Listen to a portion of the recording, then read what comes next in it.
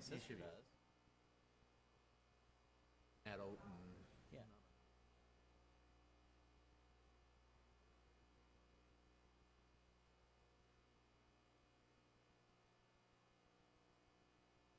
no, just it popped out to me because apparently.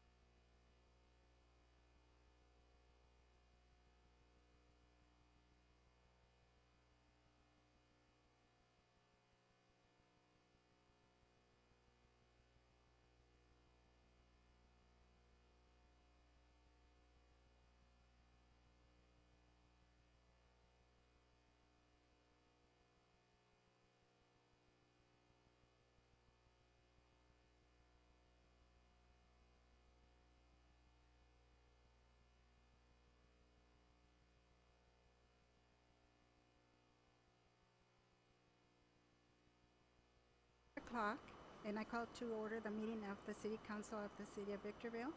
And the City Council seating is the Library Board of Trustees, Southern California Logistics Rail Authority, Southern California Logistic Airport Authority, successor agency to the Victorville Redevelopment Agency, the Victorville Joint Powers Financing Authority, the Victorville Water District, and the Victorville Housing Trust.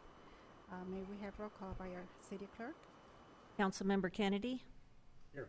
Councilmember McEachron. Here. Councilmember Negretti. Here. Mayor Pro Tem Cox. Here. Mayor Garcia. Here. May we have declaration of closed session items by City Attorney? Thank you, Mayor Garcia. We actually have 10 items this evening. They're all listed on the agenda. Items A and E are related. They are existing litigation pursuant to Government Code 54956.9D1. One is on behalf of the Airport Authority, the other is the city. That litigation is the SEC versus the City of Victorville, and the case number and parties are set forth on the agenda. Items B and F are also related, also existing litigation pursuant to Government Code 54956.9D1. Again, one on behalf of the Airport Authority and the other on the City Council. That litigation is the K&D affiliates versus the City of Victorville. And again, the parties and case numbers set forth on the agenda. Item C is real property negotiations for the Airport Authority pursuant to Government Code 54956.8. Negotiating parties are ComAv and the Southern California Logistics Airport Authority. It's pertaining to price and terms of property that is set forth and described on the agenda. Item D is also real property negotiations pursuant to Government Code 54956.8. The parcel numbers are set forth on the agenda. Here, the negotiating parties are Mr. Metzler on behalf of the Airport Authority and Mr. Parno on behalf of Sterling Development LLC. Items E and F we've handled. Item G is anticipated litigation pursuant to Government Code 54956.9, Subdivision D, and this pertains to two potential cases. Item H and item J are related. They are anticipated litigation pursuant to Government Code 54956.9 D2. One potential case, one is on behalf of the Water District, which is item J. The other is on behalf of the city, item H. And lastly, item I is real property negotiations pursuant to Government Code 54956.8.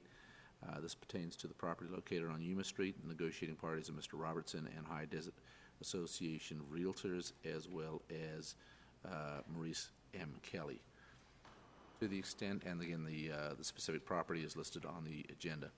To the extent there is any reportable action, we will report it at the conclusion of the closed session, or to the extent we get through it all prior to the commencement of the 6 o'clock regular session. Thank you. I skipped over public comments, and I see a gentleman sitting over here. Did you? He's with my firm, and he's going to be part of the closed session with us. Oh, very well. So then we will recess to closed session, and a regular session will convene at 6 p.m.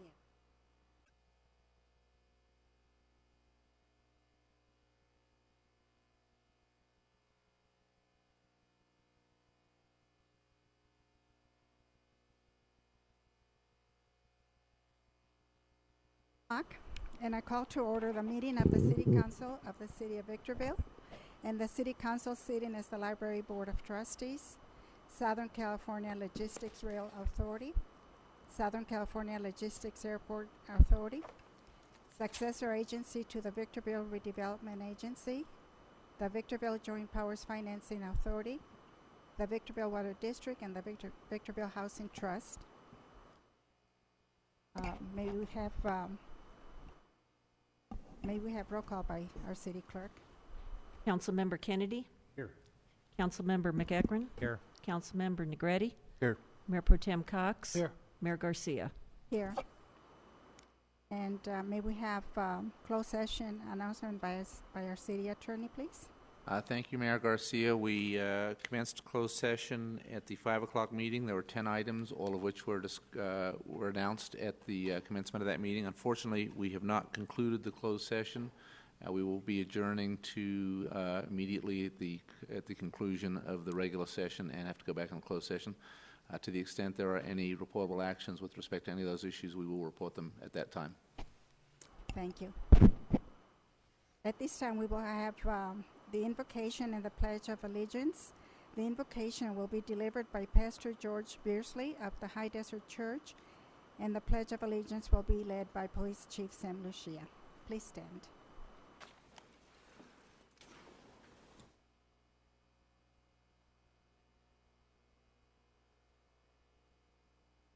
All right, let's pray. Our gracious Heavenly Father, we thank you for this country we live in. We thank you for this city. And Lord, we pray that as these leaders you give us make decisions and discuss the business of this city, that you would give them wisdom.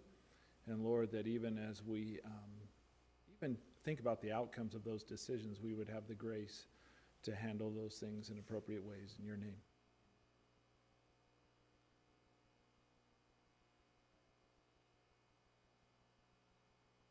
Pledge allegiance to the flag of the United States of America and to the republic for which it stands, God, indivisible, with liberty and justice for all.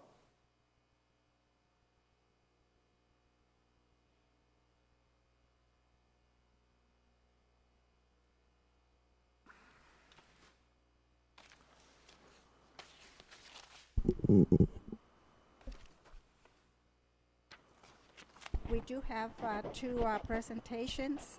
The first one will be, let me place here. The first presentation will be presentation by representative of the Veterans Home of the California in Barstow. And the second one will be presentation by Express West.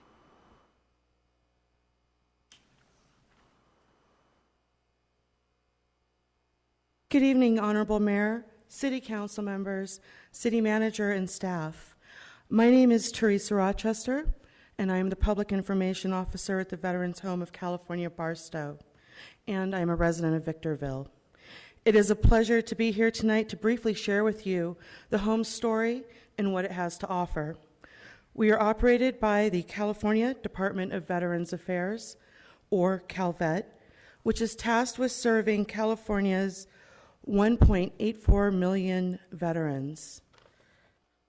CalVet does this in a variety of ways by providing services in conjunction and separate from those offered through the federal VA. CalVet offers tuition fee waivers to California Community College, Cal State, or UC schools for the dependents of disabled veterans. We have a home loan program. We also, as the state of California, have a hiring preference program for veterans. We also have a business license, tax and fee waiver program for qualifying veteran-owned businesses. At the heart of CalVet's services are our veterans' homes for older veterans or veterans who are disabled or homeless or in need of long-term care. As we know, finding safe, affordable, supportive housing for our seniors is a challenge. For our veterans, this is an option. We have 8 homes throughout the state of California that offer various levels of care and combined can serve about 3,000 veterans. Our homes are located in Redding and Fresno, West Los Angeles and Ventura, Lancaster and Chula Vista. Our largest is in Yountville, which is in Northern California. It was opened 131 years ago to serve Civil War veterans. It also holds the distinction of being the largest veterans home in the nation. And of course, there's the Veterans Home in Barstow. We're the second home that was built by the state of California. We opened our doors in 1996.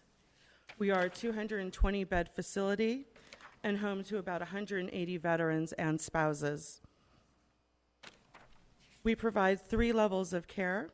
We have independent living for those veterans who are self-sufficient and do not need assistance. Intermediate care is for those who do need some assistance from nursing staff for activities of daily living, which could be grooming or dressing or medication management. And of course, our highest level is skilled nursing, and that is for those who need the highest level of care. We do provide an array of amenities from full dining service and housekeeping to a medical clinic that provides primary care for our independent residents and staff doctors that serve our intermediate and skilled nursing residents. We provide transportation to all medical appointments as well as to all activities off campus. And of course, we provide a full array of activities on and off campus and provide such things as a canteen, beauty and barber shop, and limited banking services. Our residents have served in World War II, Korea, Vietnam, and peacetime. Veterans who are eligible to apply are 55 or older, or any age if disabled and in need of long-term care. Prospective residents need to have served active duty for a minimum of 90 days and have been discharged under honorable circumstances or have an honorable discharge. As I wrap up, I would like to take this opportunity to thank various community groups in Victorville for their generosity and support of the Veterans Home. Church and Dwight LLC, also known as Arm & Hammer, located here in Victorville, had their veterans who are staff members come up and distribute personal care items to our veterans. The Victorville Elks Lodge goes above and beyond, sponsoring a luncheon for women veterans, our annual fishing trip, and other events. If there are any community groups that are interested, we welcome your support, whether through volunteering or group projects or through donations. And to conclude, I would like to extend an invitation to each and every one of you to come up and tour the facility. We'd be happy to show you around and treat you to lunch. Thank you so much for your time, and have a good evening. Thank you.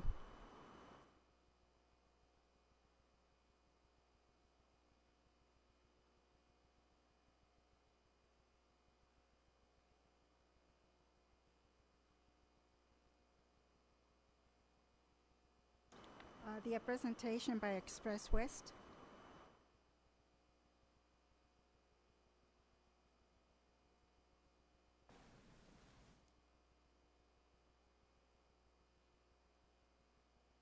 Council members and city staff, thank you very much for the opportunity to present a status update on the Express West project. My name is Andrew Mack. I am the Chief Operating Officer and one of the founding members of the company. And it's with really great pleasure that I come here today. We consider the city of Victorville to be one of the longest partners of ours, having first come up here 13 years ago to talk about bringing high-speed rail to Southern California and specifically to Victorville. So just as a little bit of background on the project and the market that it's expected to serve, on average between the years of 2005 and 2013, there were 38 million people that visited Las Vegas, and 40% of that visitation traveled from Southern California, either residents or people traveling through LA and Orange County. And what's amazing, and probably not something that would be surprising to folks in this room, 90% of that visitation drove on I-15. And so we took a look at that 13 years ago, and we recognized that there's a better way to serve this area with more efficient transportation than driving on the I-15. We've done extensive ridership studies and investment grade studies beyond the environmental work that show that there is a real need for an alternative to flying and driving. So how would we do it?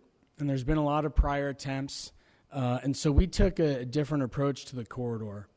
And our approach was to build an initial system to Victorville and to have the terminus in Southern California here in Victorville to get very close to the population centers of Southern California, but to still provide that travel time savings to the people who are driving on the I-15. The other strategy is to use standard gauge, steel wheel on rail, high-speed train technology. And in the last 13 years, the advancements of steel wheel on rail, high-speed train technology have gone incredible. Overseas, all over the world, Europe and China, the fully electric multiple unit trains that we would provide on this system are proving to travel over 220 miles an hour. They've broken land speed records. And so this really is the newest and greatest available technology that's being used around the world. We didn't want to use this corridor and this project as a proving ground for new technology. We wanted to use technology that's proven. The other novel approach is to do it through a private interstate passenger rail corporation, and that is Express West. We are a private company. There's been no federal, state, or local tax dollars invested over the last 13 years that we've developed the project. And lastly, looking at the entire region and extension over the High Desert Corridor to connect to Palmdale and into LA, will then eventually serve by rail Orange County and even Northern California with the advent of the California high-speed rail system.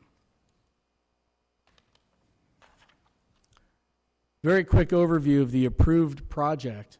As we stand today, we are a federally approved private interstate passenger railroad, and it's the first in the U.S.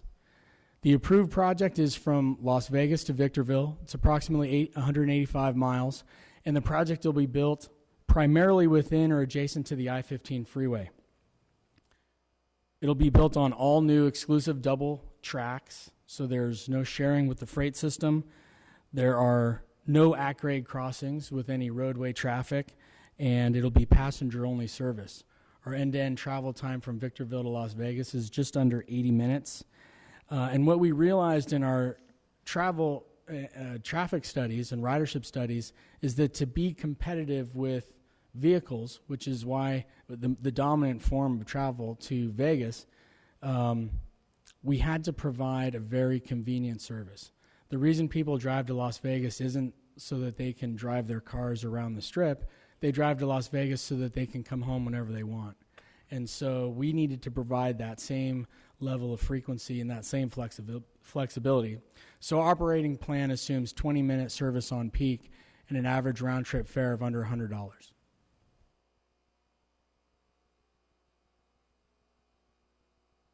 This slide, this is a very important slide, and we were able to compress the last 13 years really into one page and 4 bullets. And on this slide encapsulates what is the entitlement of the project. So in July through November of 2011, the federal lead and cooperating agencies issued their records of decision environmentally approving the project from Victorville to Las Vegas. And in October of 2011, the Surface Transportation Board issued its Certificate of Public Convenience and Necessity. The STB is the exclusive federal agency with regulatory authority over rail service. And so that is our construction and operation license that's derived from the federal government.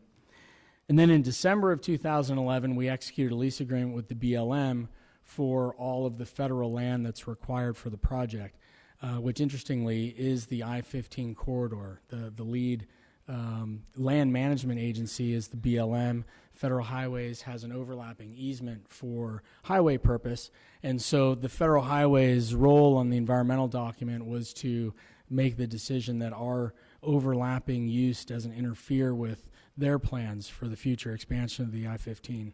And so we were able to achieve that and execute a lease agreement with the BLM.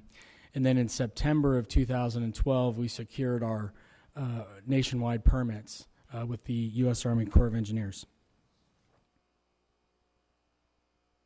So to put this in the context, I had mentioned briefly before about the extension over to Palmdale. There is a movement here in Southern California and in California as a whole that recognizes the value and the future potential of high-speed rail. And it started with the connection, or it started with an impact to our project with the High Desert Corridor. In March of 2012, the Joint Powers Authority decided to add rail to the highway environmental impact statement. And that's a connecting high-speed rail service between Victorville and Palmdale, anticipating the future potential connection to California high-speed rail, but also the immediate connection to the existing Metrolink service to Palmdale, which would provide a complete rail service from Southern California all the way through to Las Vegas. And then in April of 2012, the Southern California Association of Governments named the the Express West project through to Palmdale as part of its strategic plan project. And so there's a recognition of this future potential and the regional connectivity even beyond Victorville and into the LA Basin. The last bullet there is the High Desert Corridor issued its draft EIS in September, and they're working now toward the final EIS and record of decision, and it does include, as an alternative, the highway corridor with the high-speed rail connection between Victorville and Palmdale.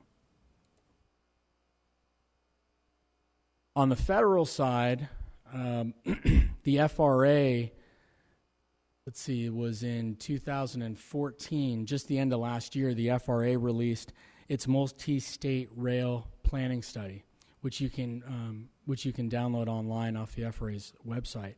And in that study, it identified 3 core express corridors. And these are corridors, high-speed rail corridors, that the FRA, through its analysis, has determined can not only stand on their own, but also feed the growth and development of high-speed rail in the Southwest. And of those corridors, San Diego to Oakland was identified as one, Las Vegas to Los Angeles, so the greater Los Angeles area, and LA to Phoenix. And so both at a local level here with the city of Victorville, a regional level in Southern California with the Southern California Association of Governments, the Joint Powers Authority, and LA Metro, and also here at the federal level, there's been a recognition of the strategic importance of high-speed rail to serve the future growth in Southern California and Southern Nevada. So we've done extensive work through the environmental process and with our design team to come up with what this Southern California terminal station in Victorville would look like and how it would operate. And we know because of the significant amount of vehicles that we're going to pull off of the I-15 that we need a big parking lot. It's estimated about 15,000 parking spaces. And the next few slides are just a few renderings of our early vision of what the station could look like. And this is actually a photograph of a 2-scale model that we've built that's in our headquarters office in Las Vegas. And if ever any of you are ever there, we'd be happy to show you. And you can see it's designed to have close-in structured parking, secure and recorded structured parking, and to provide for easy access into the station area. And there's a rendering as well. So in summary, in terms of the project benefits, both for Victorville and San Bernardino County as a whole, obviously the transportation connection we see as a significant benefit, connecting Victorville to Las Vegas, improving mobility in the corridor, improving air quality, and easing traffic on the I-15. Promoting economic development. There's a significant amount of construction-related jobs as well as long-term permanent jobs. Our major operations and maintenance facility will be housed here in Victorville, which will require long-term permanent jobs. Will produce an estimated economic output of $8.7 billion, both in terms of the construction period and during the operations of the project. The environmental document estimated a reduction in pollutants in the corridor by over 40%. So the environmental benefits of travel by fully electric train are well studied and well documented.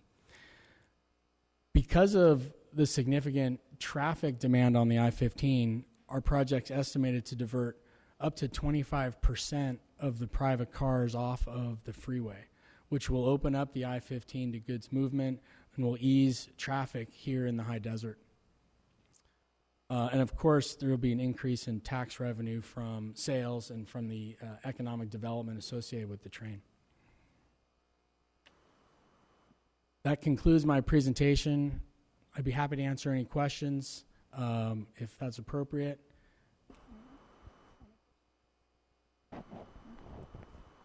Thank you very much. Thank you. Thank you very much. At this time, may we have our city clerk present the agenda and any revisions for the record, please?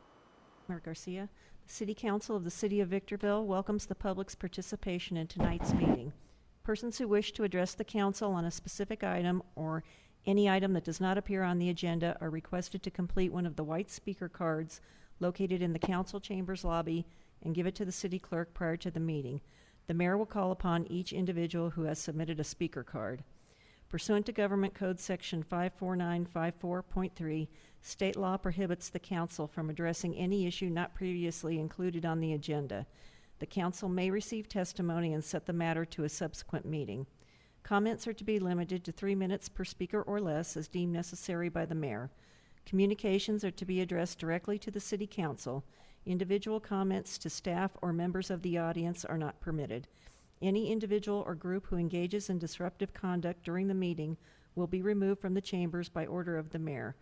Thank you for your cooperation. All documents to be considered for approval at this meeting are before the council. There are 3 revisions to tonight's agenda that are on the dais and have also been made available to the public.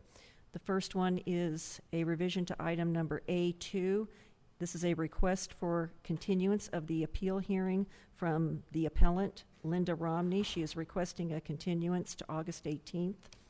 The second one is a revision to item number B3, letter and attachments from Elizabeth Lebrec regarding the revisions to the smoking ordinance. The last one is a revision to item number B4, letter and attachments from the president of the California Consumer Finance Association in opposition to Ordinance 2340. And those are all the revisions I have, Mayor Garcia. Thank you. Now we move on to appeal hearings. The first item that I have is A1, and this is withdrawal of appeal to the City Council concerning the Planning Commission approval of case PLN 14-00027 Walmart stores, and this is announcing that the appeal has been withdrawn. Does that require any action on our part? No, there's no further action required. Now we move on to A2, appeal of the Planning Commission's June 10th, 2015 approval of case PLN 15-00011- applicant Atlanta Greenworks 1 LLC, appellant Linda Romney, trustee for Marie F. Claus Trust. And I believe this is the one that has requested a continuation to August the 18th. There is a request, again, it's to your discretion as to whether or not you want to grant it. I believe representatives from the applicant are here. They would just as soon you move forward. However, traditionally this council, when there's been a request from the appellant, has given that some consideration. Either way, I would recommend that you open the public hearing and then continue the item if that's your desire, or take action on it this evening. Well, at this time, I will open the hearing. I will take testimony, and I do have some cards. Before we, just for clarification, is there an agreement to continue this, I think, on August 18 date? There's a request by the appellant Request. to ask for a continuance. Okay. I don't know if there's been any, it's your discretion as to whether or not you're going to appeal. Have to. You have to consider the request, obviously, and in the past, you typically have given that due consideration, but there is a staff recommendation as well. But I recommend opening the public hearing, taking all the testimony, and then assuming the board wants to continue the public hearing or to take action on it this evening. Okay. Officially, I open the appeal hearing, and I do have two cards. The first one is Christian Ibarra, and the second one will be Garrett Bean. So, Christian Ibarra, please come forward.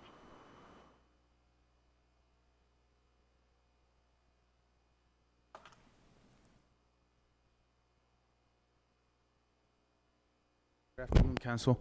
At this moment, I just wanted to ask you if you are going to grant the continuation, because I didn't get that clear, for August 18th. We haven't decided yet, but we will. But what would lead to that We will decision? decide whether we Okay. continue it. All right, so you haven't decided, so you don't have the decision right now. So this might be the only thing that anybody has anything to say about the matter, if you decide not to grant it. It's possible. Oh, that's unfortunate. I got no comment in this case. I just hope you can consider that Linda Romney can have her day if she asks for the continuation date. We will consider it. Thank you. Next one is Garrett Bean.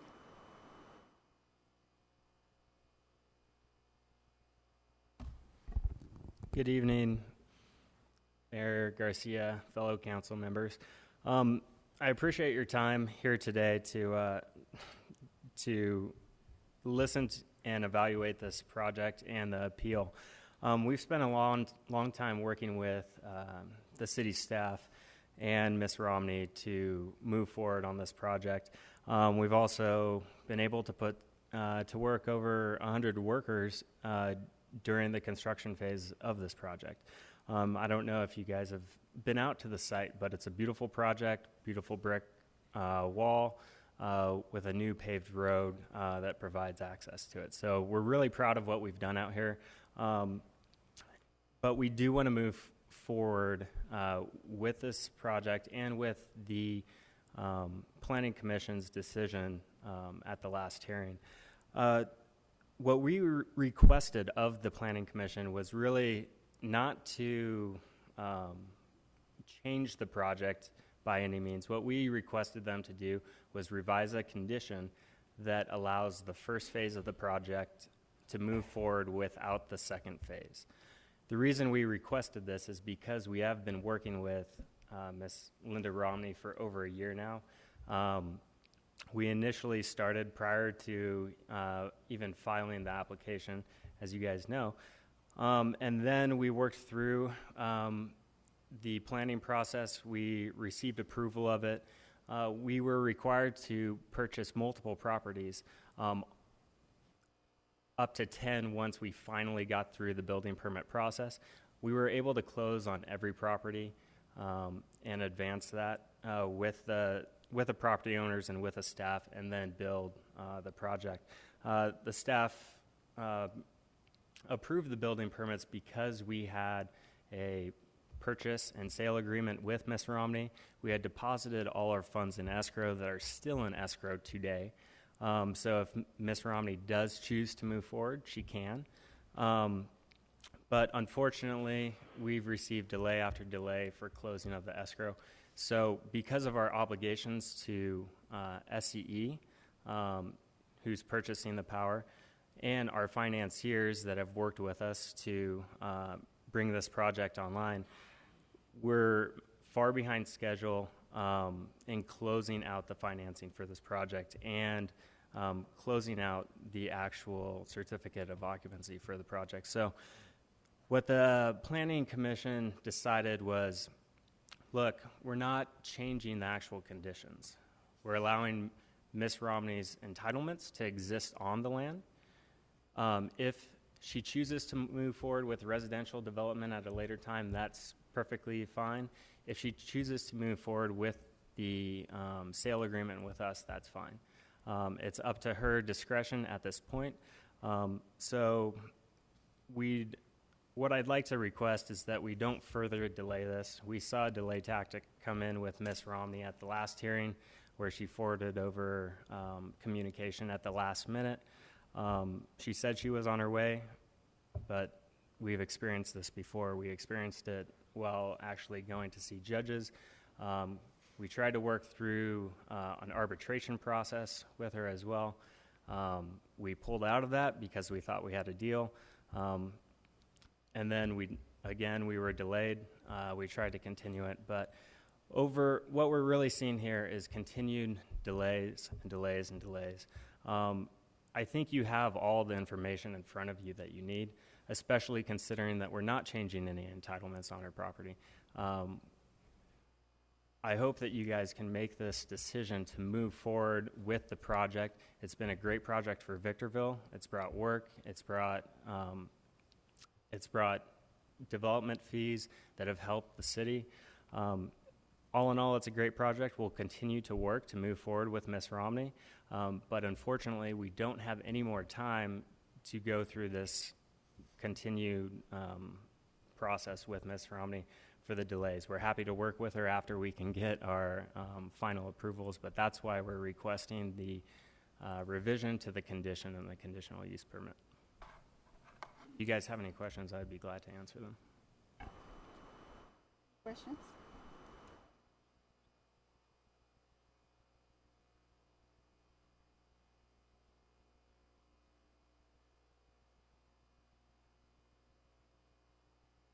For me, thank you. Thank you.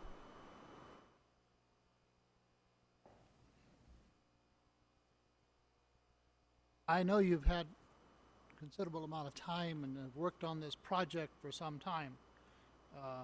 I have read the original request for public records, the application, but I really don't understand the reasons.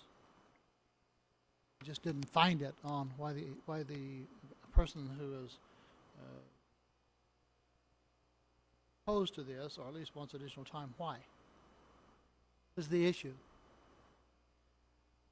Her issues tonight were that she was under the impression that the meeting was going to be held on August 18th, and she said in her request for a continuance tonight that she has scheduled an attorney to represent her at that time, not tonight, and also that she was stung by a wasp today and needed emergency treatment. Those were her reasons for needing more time tonight. Did I read someplace, or in the notes or in the body of this, that some staff member assured her that this would be continued until August 18th? That's what she states, is that a staff member named Tracy told her that it would be heard on the 18th. Since you've been made aware of that, have you discussed that with the so-called staff member and affirmed that that's true or not? We don't know who that staff member is.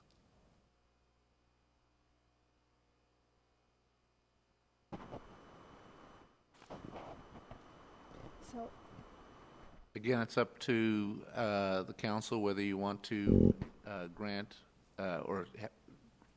grant or deny the appeal, or continue this item at the request of the appellant.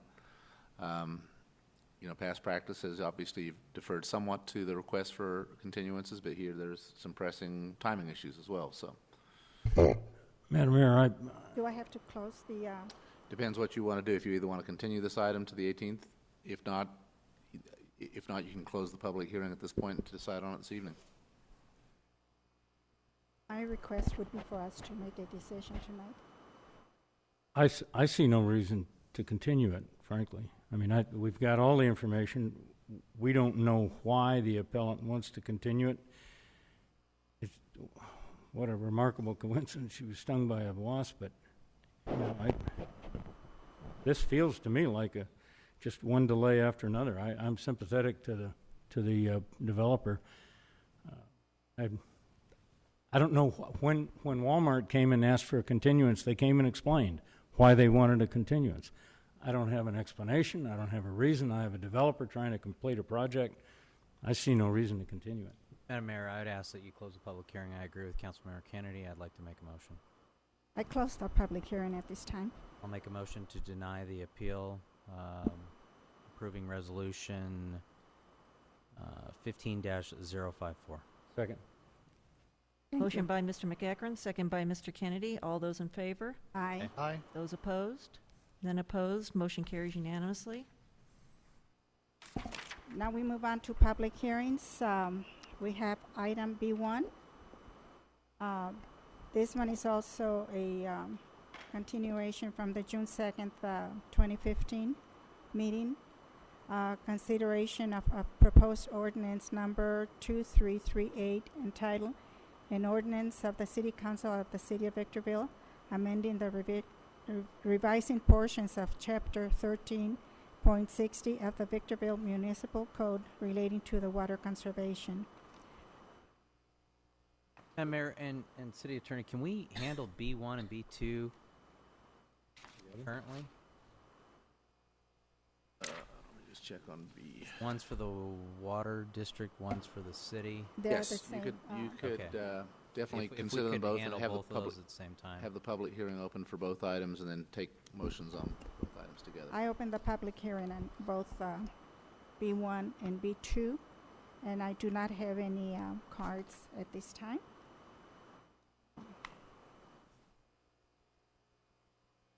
Any comments from council members? I've had concerns before on the way we write the ordinances that they should be specific. This is very difficult in this particular case. But on page 5 of the ordinance, when they make statements that the landscape water conservation standards detailed in the chapter are intended to promote water conservation by designing healthy, attractive, whose opinion? This looks like it ought to be in a preamble rather than a specific provision of the ordinance. I'd like to see somebody cite somebody in that particular section and have it upheld in court. I don't think it would be. I've complained about that before, that there are ways to get policies adopted and then adopt the ordinance that are so specific that if someone makes a request, you can hand them a copy of the ordinance or they can look it up and understand it. And I'm a little we need to do this, there's no doubt about it, but I'm leery of the language, and have been, a lot of the ordinances that have been adopted lately, because they leave it up to staff's interpretation, and eye of the beholder is not sufficient trying to enforce an ordinance, but this is something we have to do. We're committed to it. I just wish that we could have some more legalese in these ordinances to ensure that if we have someone issue a citation or a warning, that it's enforceable. I fully agree with you. Part of the problem with these water conservation ordinances is that we are following direction from the State Water Resources Board. That, unfortunately, has been a moving target in connection with their trying to address the drought in Southern California, or all of California. So they are sort of providing guidelines which have, unfortunately, some of this loose discretionary language in it.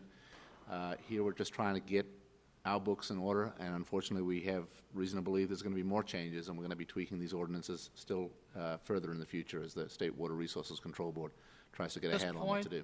I'm sorry for the interruption, but at this point, you can say that staff, in fact, is following the standards that have been adopted by the state? Yes. No, there's your answer. Okay. I don't have any cards, so at this time I close the public hearing. I'll move approval of ordinance number 2338 and... Excuse me, Mayor Garcia, I do need to read the titles of the ordinances before they're introduced. I'm sorry. Well, you go ahead and Get a read handle the, them one at a time because of that. Ordinance number 2338, an ordinance of the City Council of the City of Victorville amending and revising portions of Chapter 13.60 of the Victorville Municipal Code relating to water conservation. Move approval. And waive further reading. Waive further reading. Second. Motion by Mr. Kennedy, second by Mr. McEachran to introduce and waive further reading. All those in favor? Aye. Opposed? None opposed. Motion carries unanimously. Ordinance number BWD-013, an ordinance of the Board of Directors of the Victorville Water District making certain clarifying and harmonizing amendments to ordinance number VWD-012, which created a new Chapter 10.5 and Title 10 of the Victorville Municipal Code titled Victorville Water District Conservation Program and Water Shortage Contingency Plan. For approval. Second. Motion by Mr. McEachran, second by Mr. Kennedy to waive further reading and introduce the ordinance. All those in favor? Aye. Those opposed? None opposed. Motion carries unanimously. Now we move on to item B3, consideration of proposed ordinance number 2331 entitled An Ordinance of the City Council of the City of Victorville amending Chapter 6.14 Smoking Section 6.14.010 definitions.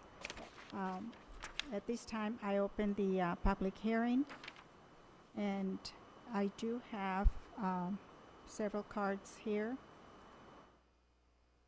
I have Jesse Segarra, and after that, I have John Alvarez.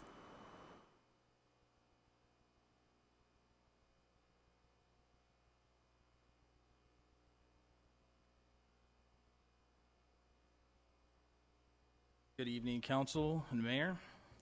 My name is Jesse Segarra, and I currently live in Victorville, California. For roughly 10 years, I was a pack-a-day smoker until I found a safer alternative, also known as a vapor product. I finally found freedom from the addiction to traditional tobacco products. I am not inhaling harmful tobacco smoke anymore, nor am I sharing secondhand smoke with anyone around me. I'm also here today as a Secretary-Treasurer for the High Desert Chapter of SFATA. That's a Smoke-Free Alternative Trade Association. And for the record, I have never taken any payment from the industry I represent, nor by any tobacco companies. We are not tobacco.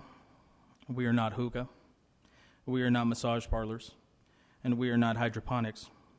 And we definitely are not marijuana, nor any type of marijuana product or derivative. Some of the ingredients in our vapor products are the same ingredients used in asthma inhalers. Inasmuch as using an inhaler does not classify the user as a tobacco product, we would just expect the same courtesy of recognition. I'm here to represent roughly 11 vapor product businesses in the Tri-City area.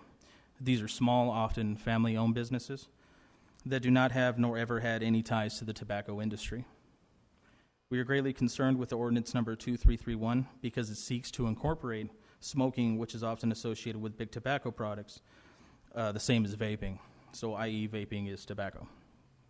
Regulating tobacco products is a direct response to the known harm they cause, whereas vapor products do not contain tobacco and have been determined by experts to be at least 95% less harmful. Mitch Zeller is the director for the Center for Tobacco Products at the FDA, has stated publicly that for smokers unable or unwilling to quit, vapor products are the preferred alternative. He also stated, and I quote, "If we can get all those people to completely switch off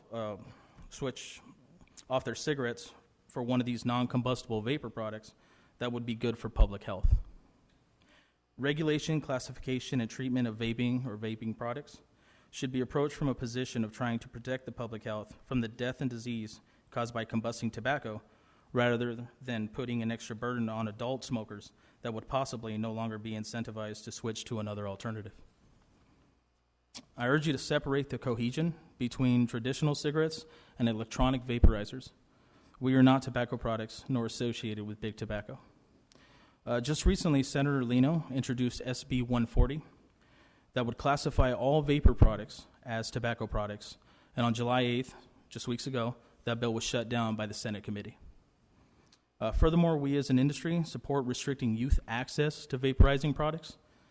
The Age to Vape program, which is sponsored by SFATA, has been fueled and driven by the vaping industry to help ensure that vape shops participate in checking and scanning the IDs of anyone looking or appearing to be under the age of 21. We also support that all e-liquid, whether containing nicotine or not, be properly labeled and require the use of child-resistant bottling. I have with me a small packet prepared by the World Health Organization on how this growing industry is actually beneficial to public health and not the opposite. We do not market or sell to minors, period. Vaporizing products are used by adults, made for adults, and sold in age-restricted stores. Thank you for your time.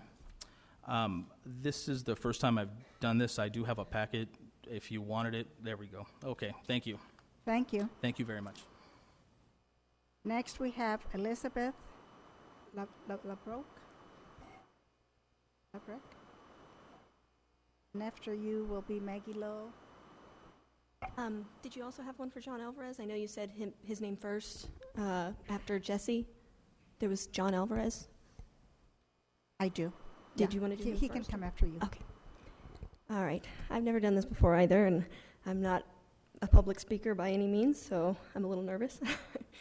I just wanted to share with you my experience with vaping products versus smoking. I'm not a vapor or a smoker, but these products have both impacted my life significantly. All my life growing up, my mother smoked up until I was 20 when I moved out and moved in with my husband, who also smoked at the time. And about a year ago, he switched to vaping. Over those 20-some years that I was exposed to secondhand smoke, I would wake up every morning coughing and could feel the effects of being exposed to secondhand smoke. When my husband switched to vaping, that went away. I stopped coughing, I wake up with more energy, and I feel healthier. My husband also has felt a huge improvement having switched from smoking to vaping. And not only has our health improved, but he also introduced my mom to vaping, and after 48 years of smoking cigarettes, she has quit smoking with the use of these products. I understand that vaping does need to be regulated, but I dispute, however, that vaping is smoking. It's not. It's totally different. Vaping is a huge community asset that will help smokers, and there's a large portion of smokers in Victorville.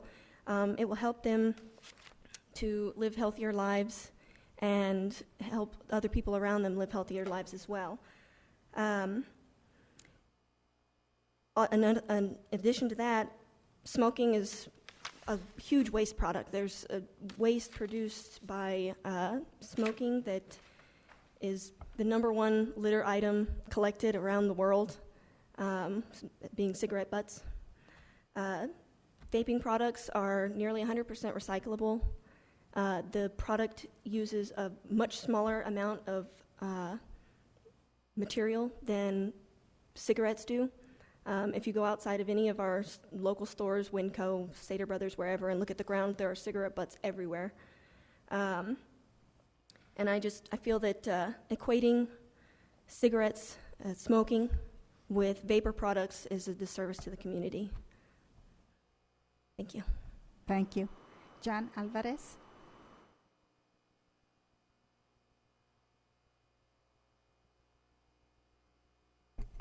Good evening, Mayor Garcia and other members of the City Council. My name is John Alvarez. I own a vapor store in the Victorville city, and I just wanted to propose some things. And the packet that my wife Elizabeth submitted, a lot of the citations that will be in my speech, we'll find correlating with the documents that she provided.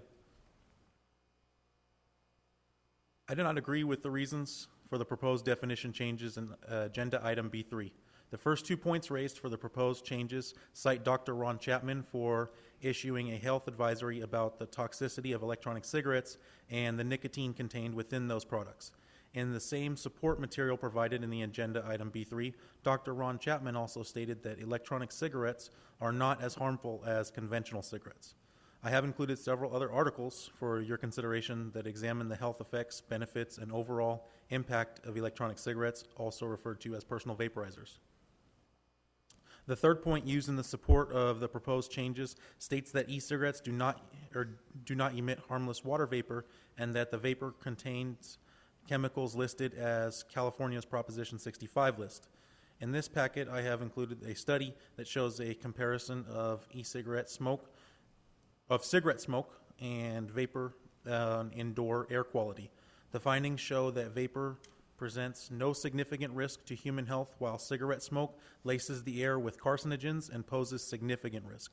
The fourth point raised points out the fact that personal vaporizers have not been approved as smoking cessation aids as of yet.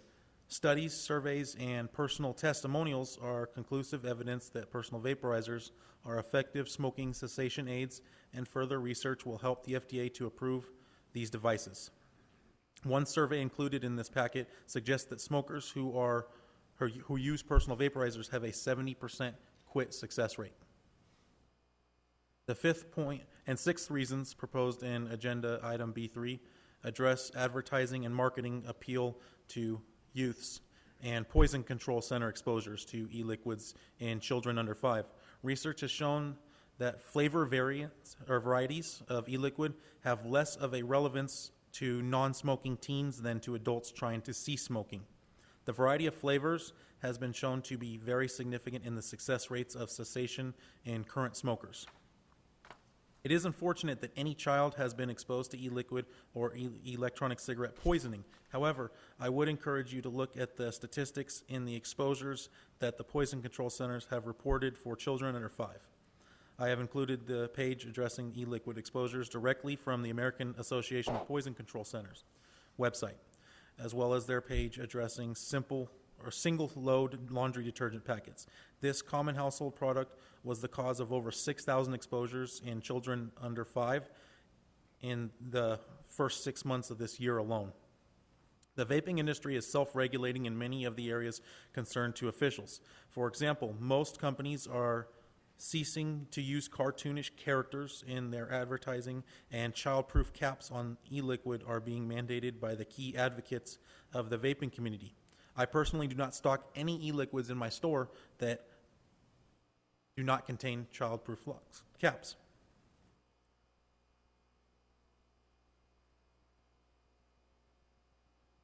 This program shows our support and commitment to preventing minors for purchasing vaporizing devices and e-liquids. My store has signs indicating that you must be 18 years of age to enter, and we check ID. This is part of the Age to Vape program from the Smoke-Free Alternatives Trade Association. Agenda item B5 covers these same topics as well as accused vape shops of selling drug paraphernalia. I cannot control what happens in other shops, but I do not feel that it is fair to penalize my store for the illicit activities of another. A true vape shop does not carry any items that can be used for combustible tobacco. Additionally, membership in the Smoke-Free Alternatives Trade Association is dependent on your commitment to a smoke-free business. Therefore, in conclusion, personal vaporizers are not the same as cigarettes, and vaping is not the same as smoking. To define this industry as such would be a disservice to the large smoking population in Victorville. This population could see huge health benefits by switching from smoking to vaping. These health benefits would also be seen by those impacted by secondhand smoke and the heavily overburdened healthcare system as well. The vaping industry has the potential to save millions of lives and millions of healthcare dollars. This opportunity will be missed, however, if these definitions are prohibitions are accepted. Thank you. Thank you. Elizabeth Broke. I think I'm mispronouncing it.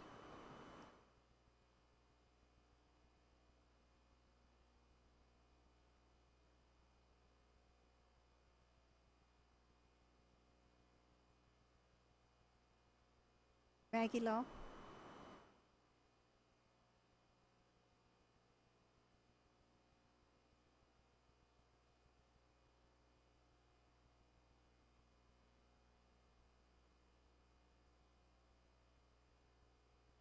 Good evening, Your Honor, esteemed counsel. Unfortunately, I didn't get a chance to review the agenda before I picked it up at the door on the way in, and I wasn't even sure what this item was until the other speakers started speaking. But honestly, right now I'm gonna take a stand that's not gonna be very popular with the people that spoke, but I'm gonna give that a reality check, basically. I'm a smoker. I buy a pack a day, but I only smoke half a pack. I go through it, but I kick them out at halfway, because I've learned over the years that the concentrated amount of tar, which is the substance which gives cancer, is more towards the last half as it burns down than the front half. So I saw my mother die of cancer when she was 52, and I know that every time I light up, which is right now quite a bit, I'm taking my life in my hands. But e-cigarettes, I heard a lot of things that didn't make sense to me out there. The health benefits. There's no health benefits to putting anything in your body that is not healthy food or healthy drink. There's no benefits. And there's no proof that it's cessation, because all you're doing, if that's their stand or their position, is you're converting from one obsession to another. And more importantly, the standard, I heard them say some studies or statistics, but without citing what they were. But more importantly, in my own mindset, the final word on what is considered healthy or not healthy for the American population is not the places, the people we're talking about. It's our Surgeon General. It's our U.S. Surgeon General and California State Studies, and so on and so forth. So last I knew, which was a while back, e-vaping, the ingredients were not regulated by our FDA. Okay, this is why we pay a lot of money for medicine in America, because we have those controls of the FDA, those regulations, to make sure that we're not at risk, instead of hopping on the internet buying our drugs from Canada or Mexico or anywhere else. And it's the same with e-vaping. I don't follow the media that much, but anyone who would stand before you and tell you that the ingredients are not toxic, I would suggest is because it benefits their business and not because it benefits anyone's health. Thank you. Thank you. Samantha Taylor.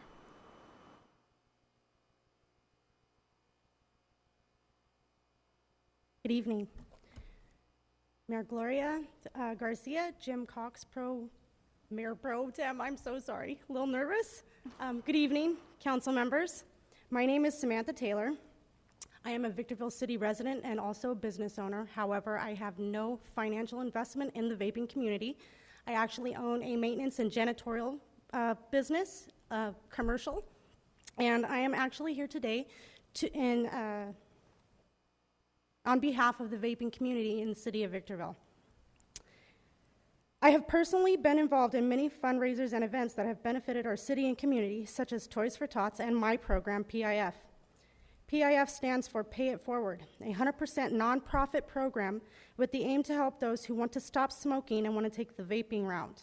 Another aim of PIF is to help those in financial hardship stay off cigarettes. How the program works is I donate my time picking up donations and redistributing these donations back into the community. Many have had a hand in contributing in many ways to this program, too many to fairly name, and I have had the pleasure of watching it benefit many. There are many misconceptions about the vaping community as a whole, and I'm here today to hopefully shed some light and present to you a different side. I've seen many generous hearts, minds, and many generous people pull together and help one another become better people and help each other grow. As far as vaping being unsafe, I can personally tell you as an asthmatic and as someone who has suffered from chronic bronchitis, my health has improved dramatically. I went from smoking 2 packs a day to 0 cigarettes overnight.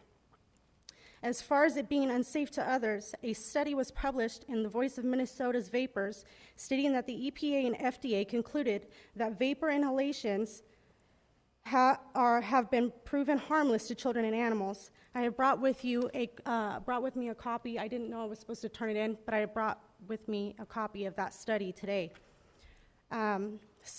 Interesting highlight from this article states propylene glycol and dipropylene glycol were first registered in 1950 and 1959, respectively, by the FDA for use in hospitals as air disinfectants. I would like to conclude by just thanking you guys for your time tonight and hearing our voices. And if I could turn this in. Thank you so much. Thank you. Justin Evans?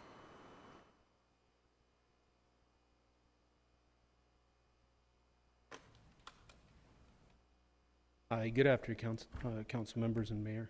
My name is Justin Evans. I am a vet, 4 years, United States Marine Corps. I am a current business owner in the city of Apple Valley, California, and I am a registered voter in the city of Victorville. I own a vape shop. How many of you up here vape? Any of you vape? Evidently not, because a lot of people out here don't either. But I'll tell you right now, I also work as a nurse over at Victor Valley Community Hospital, and I know what's good and what's bad. I don't have any published studies with me. I just heard about this ordinance and what was going on, so I rushed over here. What I can tell you is when you're vaping, it's not the same thing. When you smoke a cigarette, you're lighting something, you're burning it, and you're inhaling it. It's like standing over a campfire and taking an inhale. It's a carcinogen, okay? It's something that is burnt that your body is inhaling. With vapor cigarettes, it is a liquid that is heated up into a vapor, and then you inhale it. Propylene glycol, vegetable glycerin, food flavorings, and liquid nicotine is what is used to make it. That's it. There is no extra other special stuff. As far as the food flavorings go, they are FDA approved, okay, for edible consumption, not for inhalation yet. They are the same ones like Watkins, Flavor Apprentice, Flavor West, Capella, Loran's. These are all items that are used in the cooking industry. When you go buy a donut or you buy a cupcake or a cake from your local bakery, it is the same exact flavorings that are in these e-liquids. There is no difference whatsoever, okay? They've already been FDA approved for consumption, so they are not going to do harm to your body by being heated up. Otherwise, I would tell you now, do not eat a warm muffin if you think that that's going to harm you, okay? Propylene glycol, it is used in the hospital. It's used, you've heard people talk about the inhalers for asthmatics and stuff like that. It is used as a delivery device in inhalers for children and for adults in our hospital setting. It is approved by the FDA. Vegetable glycerin is approved by the FDA, okay? With the e-juices that are being provided and the stuff that's being put out there, it's put out in different milligrams, different liquid strengths of nicotine is being put in there. To lump us in with big tobacco because it is a nicotine product is not the same. Nicotine is found in many other vegetables and fruits besides just the tobacco leaf itself. You know, just for one real quick one is tomatoes actually carry nicotine. Chocolate carries nicotine in it, okay? These are not something, it's not a tobacco leaf. We are not big tobacco. And the reason I push this is because they are funding a lot of the backing on it, because we are taking a large percentage. Okay, I don't have the statistics right now, but I know that it's being cut by a lot as far as smoking goes. I've watched my business in the last year and a half go from a menial, maybe $1,000 a month, to now I'm doing close to right around $35,000 to $40,000 a month out of my mom and pop shop. Okay, and I pay taxes on that, and I don't mind paying taxes on anything in the future on that. My problem is I don't want to be lumped in with massage parlors and tobacco smoke shops and, all these other low, and I don't mean to say that if anybody owns one of those here, I apologize now, but it's not something I want to associate my business or what I am about, especially with my children and my family. When it comes to something like this, you have to look at the whole picture. I do not allow anybody in my store unless accompanied by an adult. Some folks come in, they have to pick up their juice because they're out of juice, and the mom will come in with their child, and they will come in and grab their juice, and they will leave. And I have no problem stopping that and allowing no children in my building whatsoever, but they are not allowed to sit at the bar. They have a special seating area by the front door, and that's where the parents have to leave them, okay? But as far as my store goes, no children are allowed to purchase any products inside of my store at any time whatsoever, okay? As far as child-proof containers, we manufacture our own e-liquids for our shop. We use child-proof containers and tamper-resistant containers also. Not just child-proof, but tamper-resistant, so you can see if anybody has messed with it. Okay, these are all things that are mandated by our local groups. On top of that, we carry warnings on them about the possibilities of what nicotine can do to the body, which is the same side effects and half-life as caffeine. And if we're going to focus this hard on nicotine, we really need to start pushing for caffeine too, and keeping that out of children's hands, because we still push that here too. But there's a lot to mow over and a lot to go over, and there's a lot more. I wish I was more prepared, and I apologize for my appearance right now, but I really want you to just think about how much is out there and how much you really know about it. And knowing that you're all not vapors right now, and you're just getting a small bit of it right now, is to give us a chance to meet with some of the council members and the mayor and sit down and come up. We want regulation. We don't want children in there. We want all the other businesses to stand behind this. We just don't want to be lumped in as big tobacco itself and be notarized as a tobacco product. We are helping people quit smoking, and I know as a nurse that we are helping saving lives. That's all I have to say. Thank you. Thank you.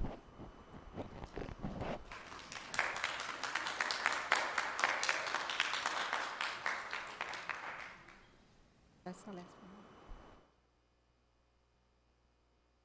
I close the public hearing at this time. I don't have any other cards. Any comments from council members? I have a couple of questions, Madam Mayor. Go ahead. There's ample evidence that it's harmful, tobacco is harmful, and federal government and the state government of California has generally been the leader on an item before. We adopted rules because the state had adopted them. The state hasn't adopted this. Why are we out front with this? Mr. Mayor Pro Tem and other members of the council, this originally came to the council about 6 months ago in January, along with a no smoking ordinance for our parks and other enclosed places. At that point in time, we had similar arguments from the vaping community, and so the council at that point bifurcated the issue, adopted the no smoking ordinance, and asked that the Community Services Advisory Commission that advises the council on parks and recreation items take another look based on those comments. They have taken that second look, ultimately reviewed information from the state, from the federal government, as well as a series of experts, and have recommended that you go ahead and adopt this new language that would essentially treat e-cigarettes the same as cigarettes, not because they're equal to or as dangerous as. I think it's recognized that for a smoker, it's certainly healthier for them to switch over to vaping, but that doesn't make vaping healthy. It's healthier than smoking, but it doesn't make it healthy, is what the literature that we've been provided shows, and ultimately they recommended based on the vote that they took to go ahead and include this new definition as smoking. I have a question on the staff report. The very first paragraph in the discussion poses the issue before us of smoking to include prohibition of smoking, obviously in all its many forms, in all city parks, sports fields, recreational areas, and parking lots. Does that mean city sports fields, city recreational area, and city parking lots, or does that mean everything in the city that's a recreational area, even if it's located on a, say, church property? Because one of the churches I know has a baseball field and all this other stuff. That's referring specifically to city facilities, so it would be city parking lots. So the word city belongs, it's a connector to all of those different facilities. That is correct. That include the golf course? Yes, it better. The golf course is not a park. I didn't write the ordinance myself. I don't know if the attorney or if our Director of Community Services, who was more actively involved, wants to try to field that question or not. It would be considered a recreation area. So no more smoking cigars on the golf course. Okay. But this is not outlawing it. I mean, people can still vape, smoke cigarettes, smoke cigars, whatever they want to do. Anywhere else, it's just in and on city property, city parks, city parking lots. That, in essence, that's what in this essence, is. what this does is anywhere where smoking is currently prohibited, so in restaurants and elevators and enclosed locations, including stores, it would add e-cigarettes as prohibited as well. Okay, but I mean, I would imagine that most stores would prohibit, if they prohibit smoking in their facility, they wouldn't allow, someone that wants to light up a cigar any more than someone wants to vape. That's correct. There's a detailed list that already exists in our city code with regard to what types of areas we're talking about, certain enclosed places, elevators, public restrooms, museums, enclosed theaters and auditoriums. Everywhere where you would not expect to find someone smoking a cigarette, this simply redefines what a cigarette is to include e-cigarettes. Includes any recreation areas, city parks, sports fields, health facilities, and eating establishments. But they would be allowed to smoke at home, their backyard? Yes, as absolutely. long as it's their private residence? Absolutely. There's nothing here before the council to decide whether vaping is better than smoking, almost better, a lot better, a little bit. That's not what's before us. The only thing that's before us is, do we want to ban smoking in all its forms in all these properties? Now, I'm capable of hypocrisy, but I'm having a real problem when you throw the golf course in, because half of the people I play golf with aren't going to be able to play. We're going to make criminals out of some good friends of mine. That one bothers me now. I'm sorry. This one bothers me. And some people here on the dais. Not me, by the way. Councilman Kennedy. Here's my advice. Hang on, Doug. Here's my advice.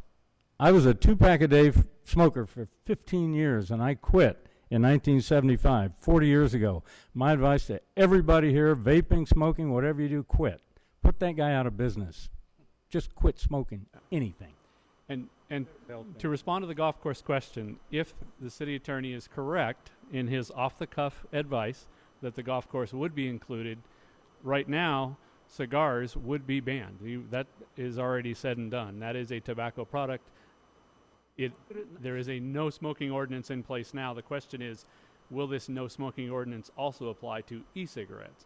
But it right now applies to cigars. So I suspect the city attorney better take a quick look to see if the golf course would be included or not. I'm going to have to look at the municipal code on that real quick. How could it not? Really?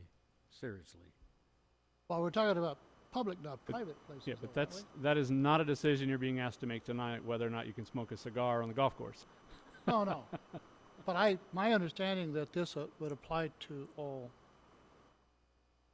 public places. You don't have to pay money to go into a grocery store, but if you did, they would determine the rules within the grocery store, not us. If you have to pay to go into a golf course, and you don't have to pay in the park. The public park publicly maintained. Therefore, we can say you can't smoke in the parks. I don't see how you can say, though, that the golf course, which is privately operated and operates by their own rules, that we could establish those rules for them. That seems a little reaching to me. And again, that's not what's being asked tonight. Are all electronic cigarettes the same? In other words, if they're not the same, how in the world can we enforce an ordinance that says vaping's okay, but other electronic smoking is not? Actually, the ordinance specifically covers that by saying that all electronic cigarettes would be prohibited. So whether it's There's no way to whether it's called distinguish. vaping or an e-cigarette or anything that may be discovered in the future that looks slightly different, is slightly different, but is still an electronic cigarette. Public hearing's over, sorry. Are we waiting for the attorney to look it up, or? Chris, do you know if the golf course is exempted out from sports without looking at the Muni Code? We can look at it. If you want to proceed, we can certainly even amend the Muni Code to make a clarification that it not apply to the golf course, since you're paying for the use of that. Yeah, it's something, again, that's not in the item that's before you tonight.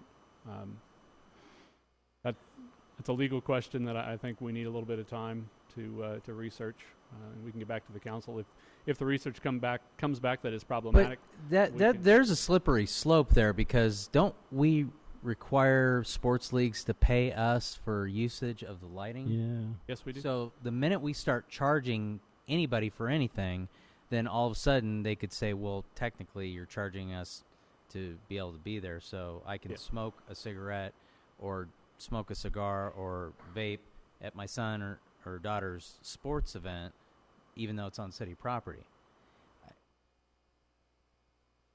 I think there's that becomes a huge question thing, but even larger than that to me is, how do you enforce it, Sam? Good luck.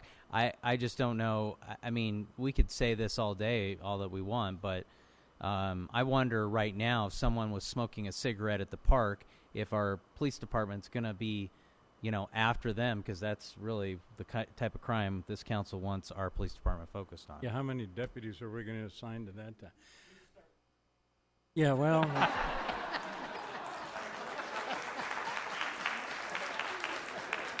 If the golf course is included in this, then I agree with all these people. Exactly. If it's excluded, I don't agree with any of them. You have a very broad definition in the Muni Code right now as to what a park, what fits within the definition of a park. It says park, reservation, playground, recreation center, or any other public area in the city owned or used by the city and devoted to active or passive recreation.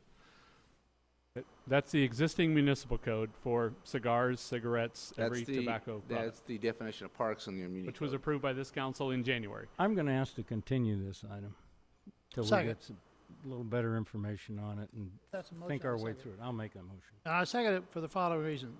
I think we should prohibit smoking. I think it's bad. There's all kind of evidence exists every place. The evidence isn't in yet. I think e-cigarettes may be harmful.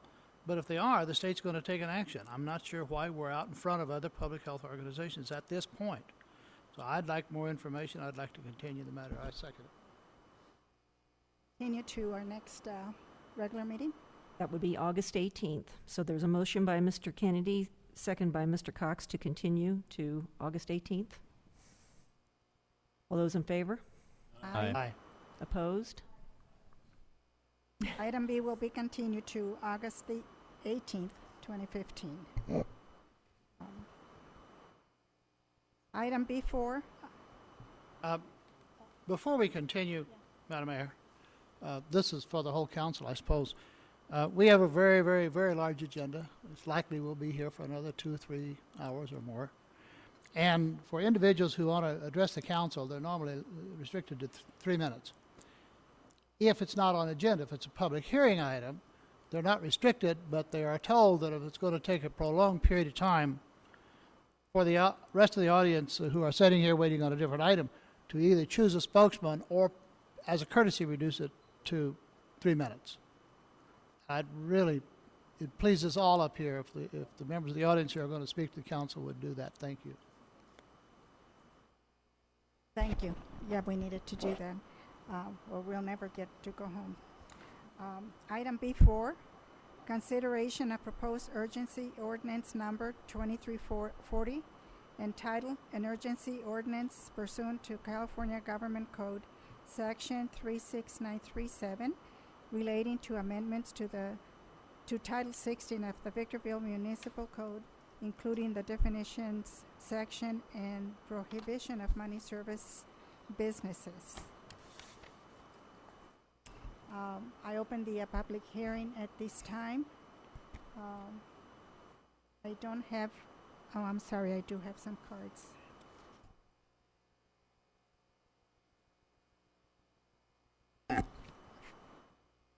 No, I don't. It's before. No, I do not have any cards. I open the public hearing at this time.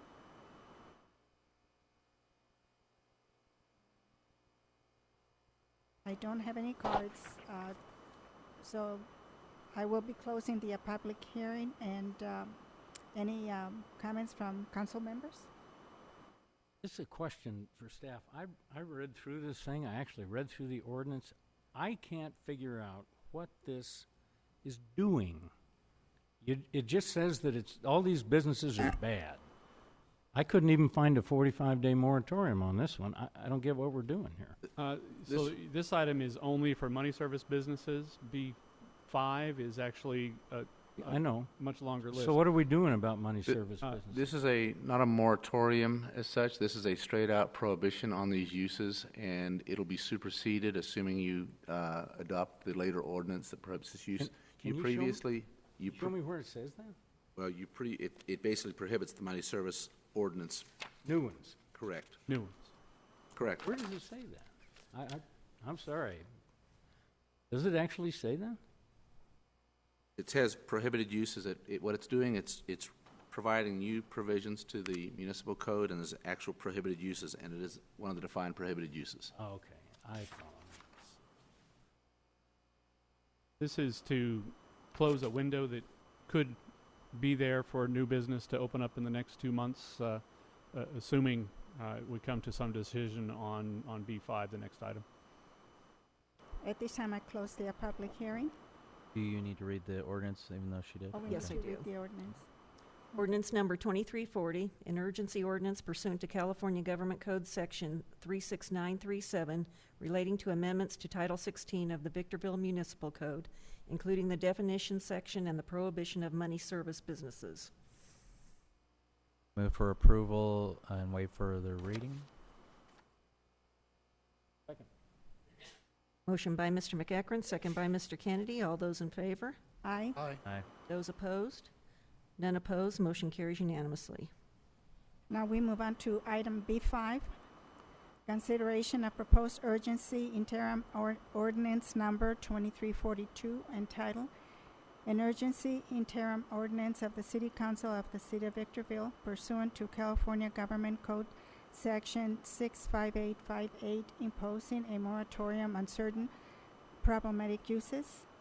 And I open the public hearing. And I do have a couple of cards here. Elizabeth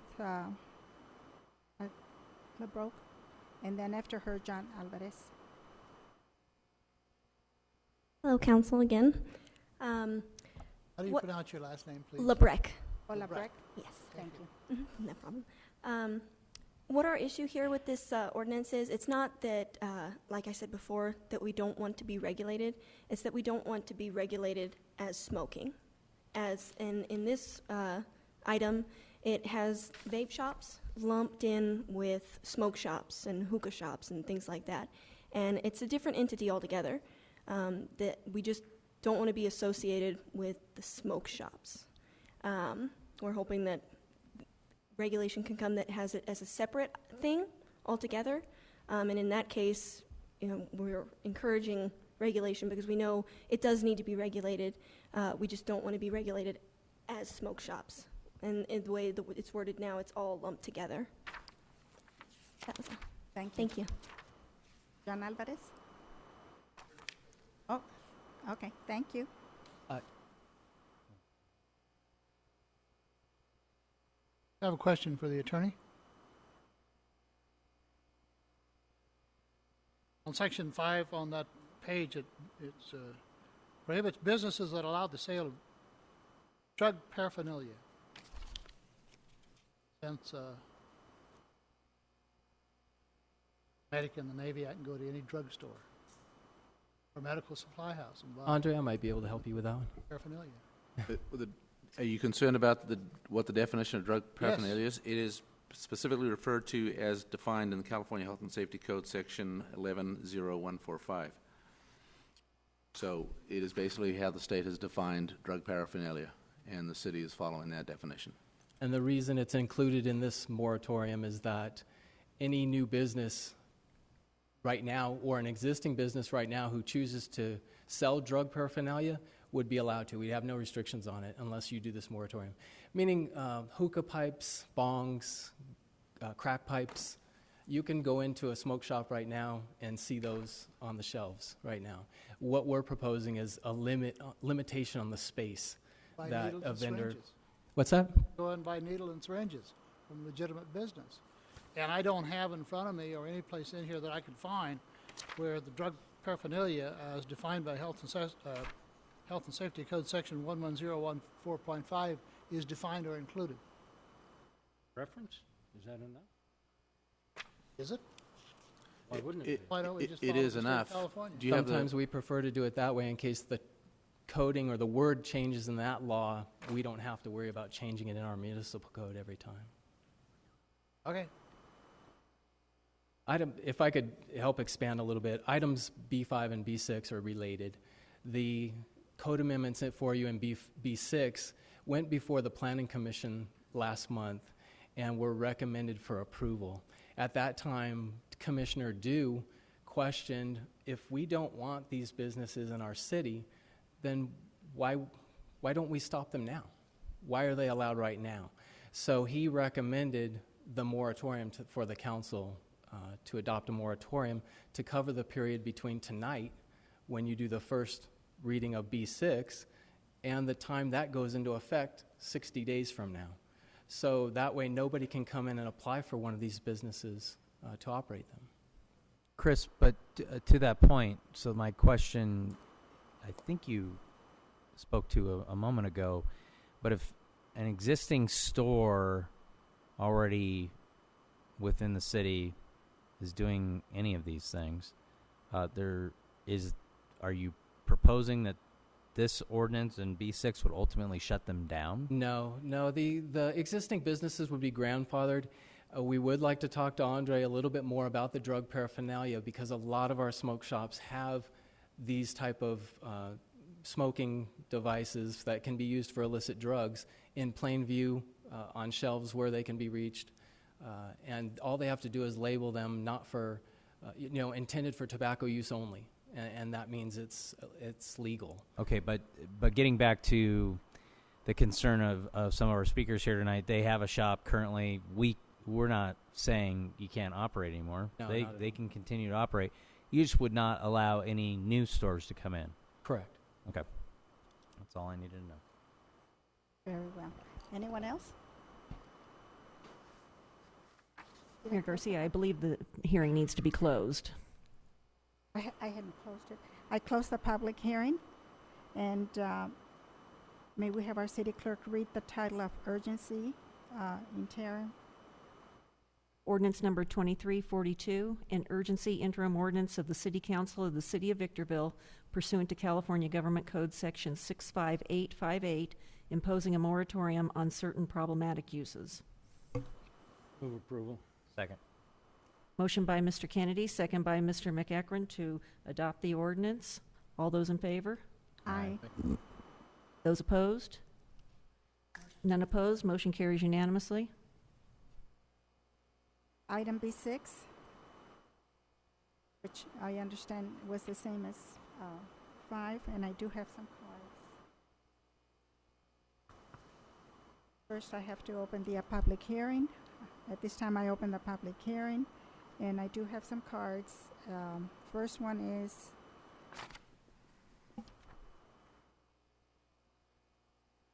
Mashika Ross. And after Mashika, it'll be Michael.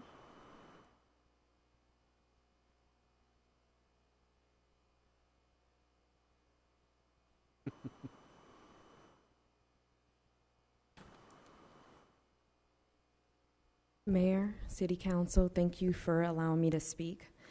My name is Maishika Ross, and I'm here on behalf of the High Desert Community Coalition. And also, I run a local nonprofit that assists single mothers and grandparents that are raising their grandchildren. My view, what I would like to share today, from Victor Street to Village Street, there are estimating about 6 to 7 smoke shops or liquor stores within that range of the high school, which is very high traffic area for high school students for Victor High School. And my children, 2 of my children, also attend that school.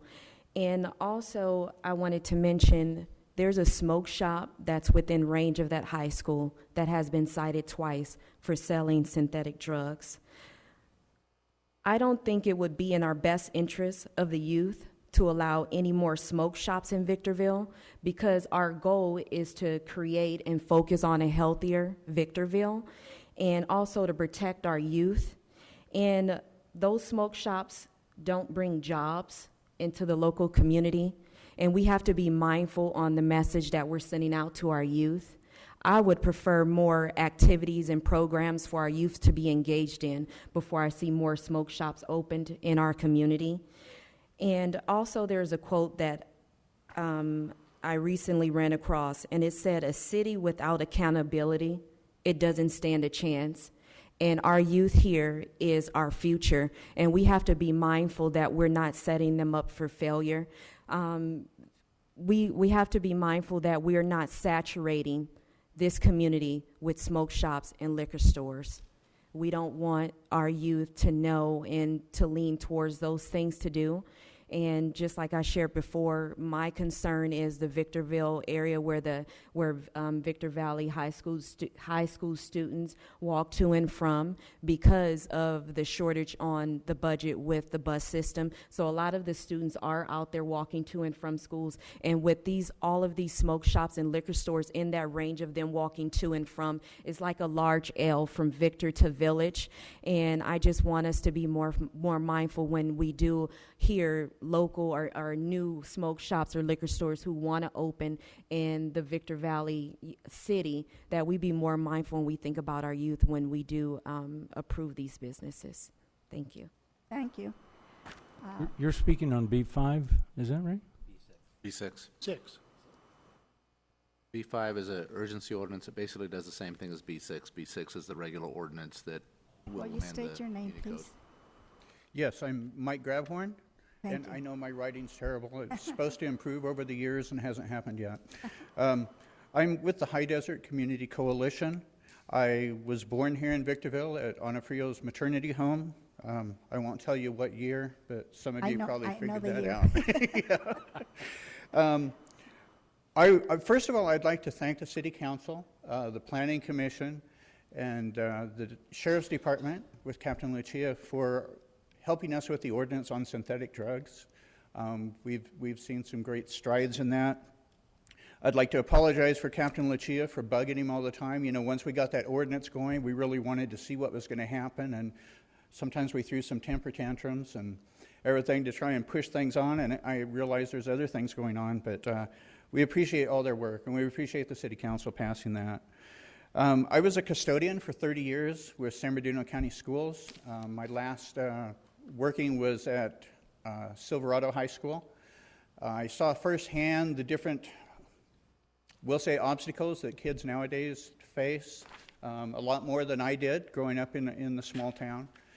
And then I was appointed by Supervisor Levingard's office as to work for Department of Behavioral Health as a commissioner. And I enjoyed that so much that I retired early so that I could do it. As was mentioned, we have so many smoke shops in Victorville. At this point, we have 16, which I think is the most out of any place up here in the high desert, which gives us a bad appeal. It was mentioned the drug paraphernalia. I can walk into the smoke shops and see all sorts of pipes, for marijuana and stuff. And, I mean, that's one thing, but there's all these round pipes that are used for methamphetamine and crack cocaine. And it just really bothers me that someone 16, 17 years old can maybe get a hold of some drugs and just walk down the street and have somebody pick up a pipe for them. I think we need to make it more difficult. We need to have that time where maybe they can think and have a moment of clarity on some things, or make it so it's not so convenient. So I'm hoping that we'll work on these smoke shops, on the drug paraphernalia. As far as the e-cigarettes, I have no idea. I haven't researched that. We were talking about that before we came over. I don't know if it's good or bad. The owners of these shops are our neighbors, and they need to accept responsibility as being part of the neighborhood, and they need to take a desire to serve the people in that neighborhood. The people that don't want to cooperate with these different ordinances, eliminating these different paraphernalia, are people that are only in it for money. And I think we really need to change that. And that's all I have to say. Thank you. Thank you. James Mayo.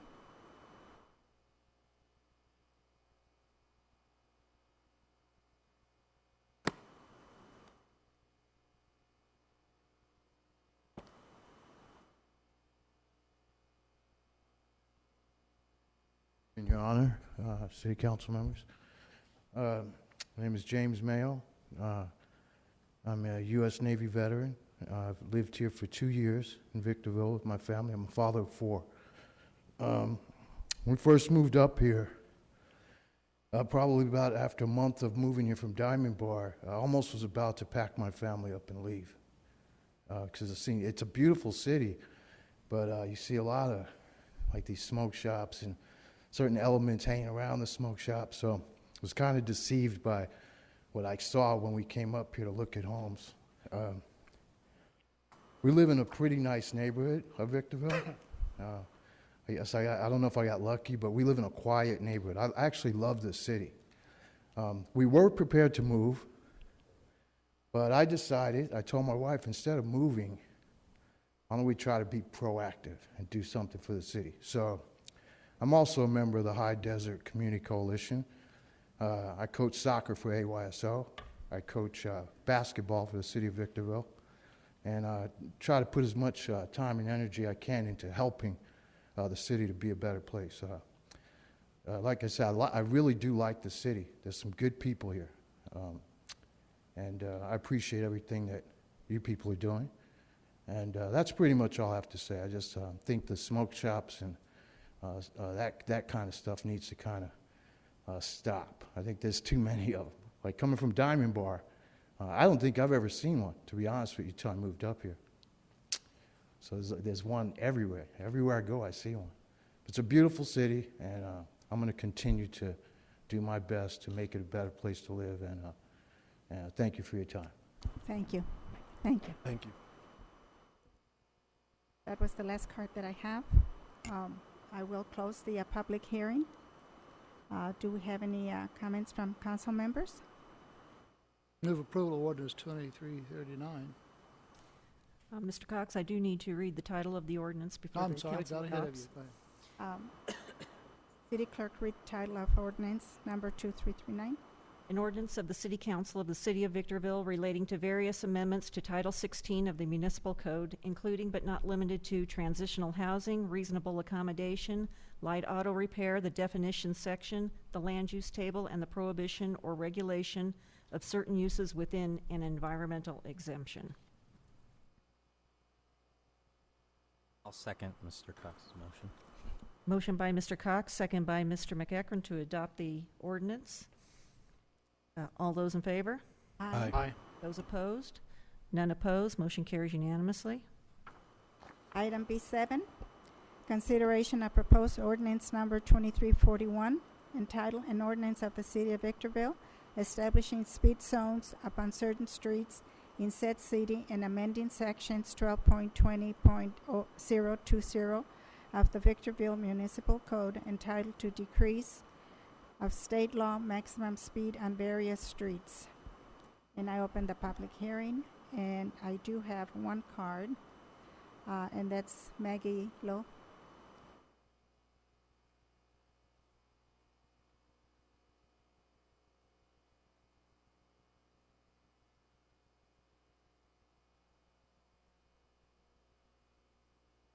Again, good evening, Mayor, esteemed council. I'm wearing out the carpet tonight. Again, I just saw this when I came in around 6 about the speed thing.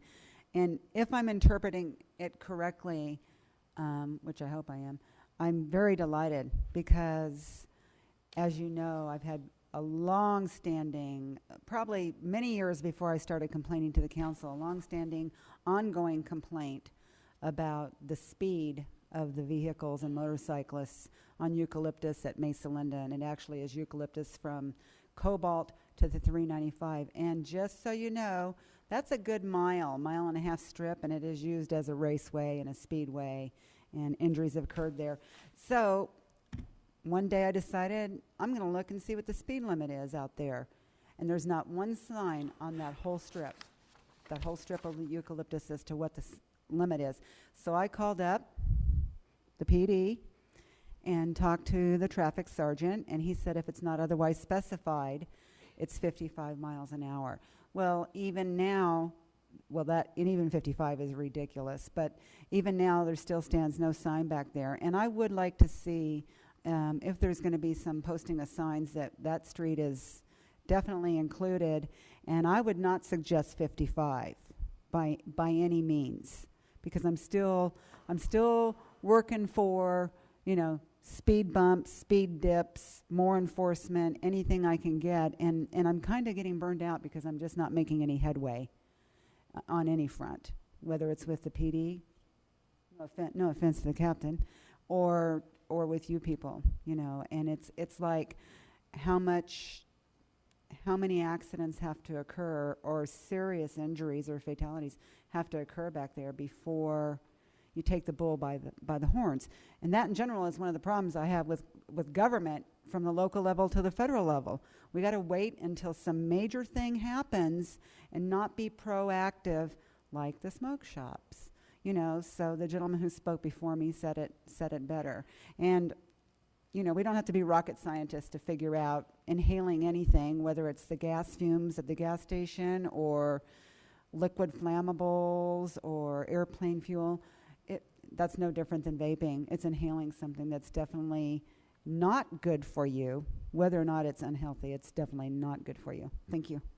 Thank you. I don't have any other cards, so at this time I close the public hearing. And do we have any comments from council members? Did you have something, Jim? Nope. No? Just want to make the motion. Okay. City Clerk, please read the title of ordinance number 2341. An ordinance of the City of Victorville establishing speed zones upon certain streets in said city and amending Section 12.20.020 of the Victorville Municipal Code entitled Decrease of State Law Maximum Speed on Various Streets. I'll make the motion to approve, and please, before we get a second, I know a lot of people watch these council proceedings because I do get calls. And after the last speaker, it might appear that if there's enough objections or comments that we have we can make an arbitrary decision. We cannot. This is governed strictly by state law. So that if you want it reduced and the percentile of the traffic after the engineer studied it, give an indication of what it can be. There are really strict conditions that we have any arbitrary consideration of any kind on our own. And maybe if you have time, the city engineer can explain that to the young lady. Appreciate her comments, but I don't want anyone to be left with the opinion that if you complain, we can change it. That isn't the way it works. We have to follow state law. It's very strict. Sorry to interrupt the first, but I wanted to explain that. Second motion. Motion by Mr. Cox, second by Mr. Kennedy to waive further reading and introduce the ordinance. All those in favor? Aye. Those opposed? None opposed. Motion carries unanimously. Item B8, confirmation of annual assessment and adoption of resolutions for landscape maintenance, districts 1 through 3 is set forth below. Madam Clerk, will you please read resolution number 15-050? Mayor Garcia, on the resolutions, it's not necessary to read the titles, but it would be appropriate to go ahead and open the public hearing at this time. Thank you. At this time, I open the public hearing, and I do not have any cards.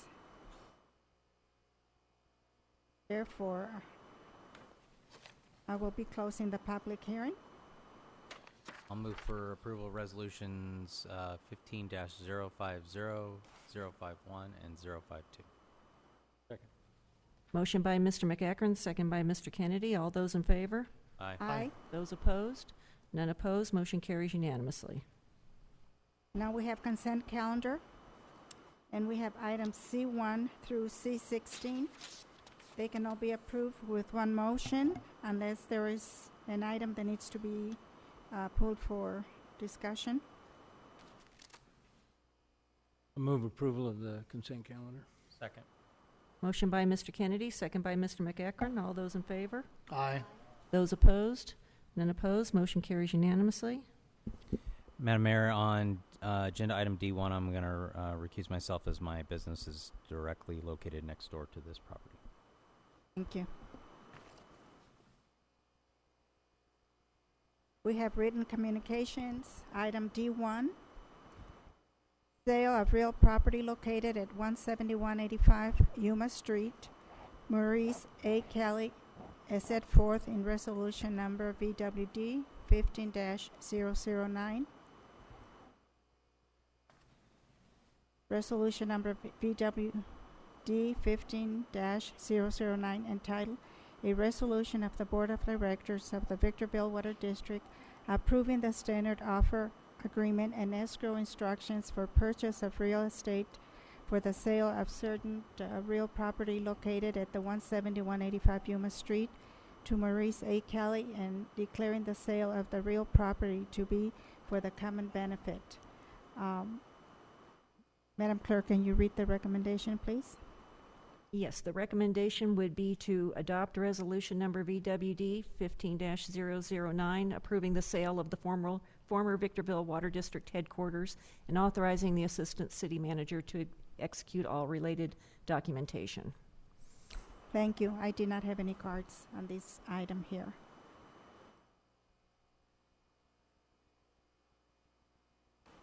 Madam Mayor, this was on our agenda about a month ago, and staff was directed to meet with one of the bidders to confirm certain items they brought up at that meeting.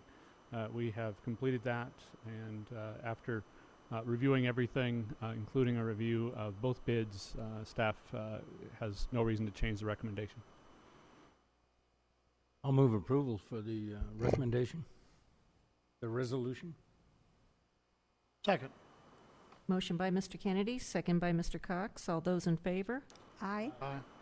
Those opposed? Abstain. Motion carries with Mr. McEachern absent and Mr. Negretti abstaining.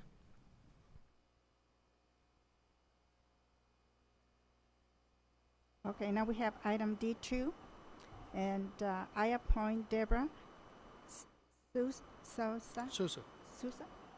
Deborah Sousa to Legislative Review Committee. Is she here? Thank you. And the next one is an appointment of, let's see. Madam Mayor, I hate to interrupt, but you the- actually yeah, the need to get concurrence. You do need to have a vote to Yes, make that appointment. we do. But first, we have a recommendation. Can you read the recommendation, please, City Clerk? Yes, the recommendation is at the discretion of the City Council. The majority of the council members need to approve the appointment of Ms. Sousa to the Legislative Review Committee. So there need to be a motion on Do we that. have a motion? I'll move for approval. I'll second. Motion by Mr. McEachern, second by Mr. Cox. All those in favor? Aye. Aye. Those opposed? None opposed. Motion carries unanimously. Is this a time, please, for a question about this issue? Why do we have this committee? We've appointed 3 people. I haven't appointed anybody. I don't think Mr. Cox has. I am not at all clear exactly what this committee does or why we need it. This committee was brought up, it's a historic committee that hasn't met in probably 15 years.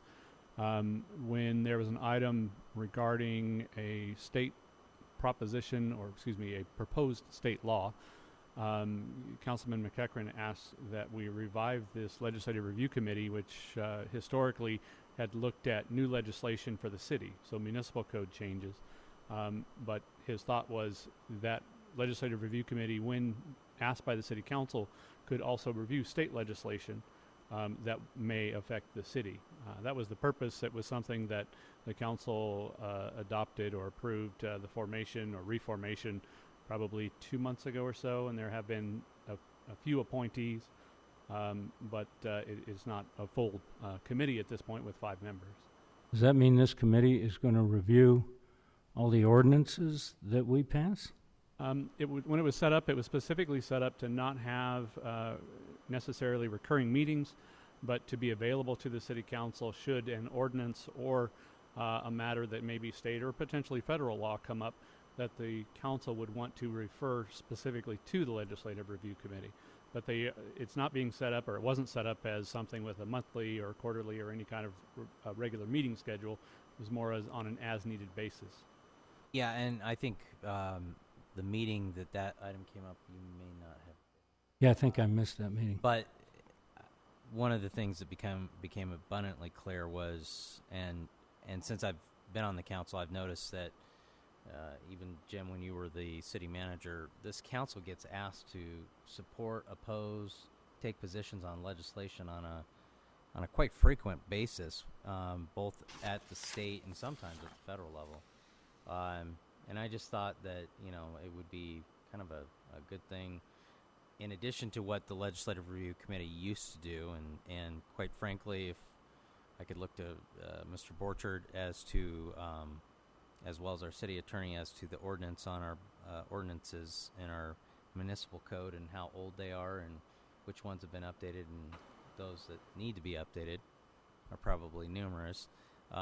There would be work for this committee to do for quite some time. But the whole reason that I brought that up was because of the request that you and I get on a normal basis to support or oppose legislation. I personally, if anyone needs to review our ordinances, I don't think it's a committee of lay people. I think it's probably the city attorney's task, and I don't know why he doesn't review every single ordinance that comes before us right now. I mean, he's qualified and trained in this field far more than... Not only do we review them per state law, we're supposed to actually draft them as well. So we take a very close look at every ordinance that comes before and is passed on this by this council. And we get regular criticism on our ordinances of being vague and difficult to enforce. That's some bad proofreading on your part. Well, the effort over the last few years has actually been to simplify the ordinances. I mean, the ordinances turn into your municipal code, and there's a lot of antiquated provisions in your municipal code that haven't come before this council yet, such as the definition of parks and recreation that we probably need to look at. I was being flippant. Have you reviewed our ordinances? Review every ordinance that comes before this council. And we, from time to time, review portions of the municipal code and make recommendations that those need to be updated. Do you write them? We sometimes will either write them or staff will write them, and we will review them. We definitely review them. Well, I've been looking for someone to sit on the legislative review that's an attorney to review them. And so far, it's unanimous that the answer is no. You have people to do that. Why would we want to get involved? I don't know why you'd want lay people involved in it, because typically they have to be consistent with state law. State law changes either statutorily or through case interpretation. In addition, Attorney General opinions help you define what your municipal code is going to say as well. So we are on top of that. Again, that was not the reason that I used the function and the terminology, the name of that committee as as technically reviving it, but that's not how I envisioned that committee's function would be. More or less to, it could do that where needed, but it was more or less to look at state or federal legislation. And you also have the ability to rely on the League of Cities too. The League of Cities will give you information about upcoming and proposed legislation before the state legislature, and often from a city's perspective will recommend supporting or opposing it as well. And the only piece of legislation that comes to mind recently that I was asked to support, and I wanted to run out and do it enthusiastically, was Senator Feinstein's bill on protecting the desert, until it became very obvious to me there's not a single vote of support on that for this council. So why would I need a committee to tell me don't bother, because it's not going to get by this council? And I happen to agree with the general conclusion that our desert doesn't need the protection that bill is proposing. But anyway, I have no interest in appointing somebody to a committee that serves no particular purpose and isn't going to do anything. So we can appoint, if we ever decide to use it, I'll be happy to go find somebody to appoint to it, if I can. So, do we have a motion? There was already a motion, a second, and a vote taken she was on Ms. Sousa's appointment, So yes. Now we're moving on to D3. Appointment of Jeffrey Meadows to Community Services Advisory Committee by Councilmember Eric Negretti. Move for approval. Second. Motion by Mr. Negretti, second by Mr. Cox. All those in favor? Aye. Those opposed? None opposed. Motion carries unanimously. Curious, Councilman Negretti, do you know if Jeff vapes by chance? Okay. Just checking. Is he present? No, he's not. I'll ask him. Okay, item D4. That's the committee that reviewed the vaping. Yes, well, yeah. Item D4, declaration of results of Proposition 218, proceeding, proposed increase to assessments for landscape maintenance, districts numbers 1, 2, and 3, as set forth in resolution number 15-028 through 15-030. And Madam Clerk, do we read the resolutions? Yes, Mayor Garcia, as a result of the Proposition 218 proceeding that was conducted on the 3 landscape maintenance assessment districts, the proposed increases, ballots were submitted, a public hearing was held, and after the public hearing, the ballots were tabulated. And so the purpose of this item is to announce the results. And then, because there was a majority protest on all 3 of those landscape maintenance assessment districts, the recommendation would be for the council to deny the adoption of the 3 resolutions, 15028, 029, and 030. So I'll just read the results of the election real quick, and then the council can take an action to deny the adoption of the resolutions. LMAD number 1, ballots in favor, 360. Ballots opposed, 1,866. LMAD number 2, ballots in favor, 126. Ballots opposed, 515. LMAD number 3, ballots in favor, 131. Ballots opposed, 646. Thank you. So the action would be to deny the 3 resolutions? That's correct. So moved. Second. Motion by Mr. Cox, second by Mr. Kennedy. All those in favor? Aye. Those opposed? None opposed. Motion carries unanimously. Can I ask the city manager what our action will now be, since we're not raising anybody's rates? At this point, we will revise the maintenance schedule for those LMADs to fit the amount of funding that's available. So I would anticipate that for all 3 of those LMADs, the quality of the appearance of those LMADs will diminish. That's because of frequency, or they aren't going to trim them as well, or? Well, they'll still do a good job when they do it, but they will be servicing them less often. Thank you. Item D5. Don't have any cards.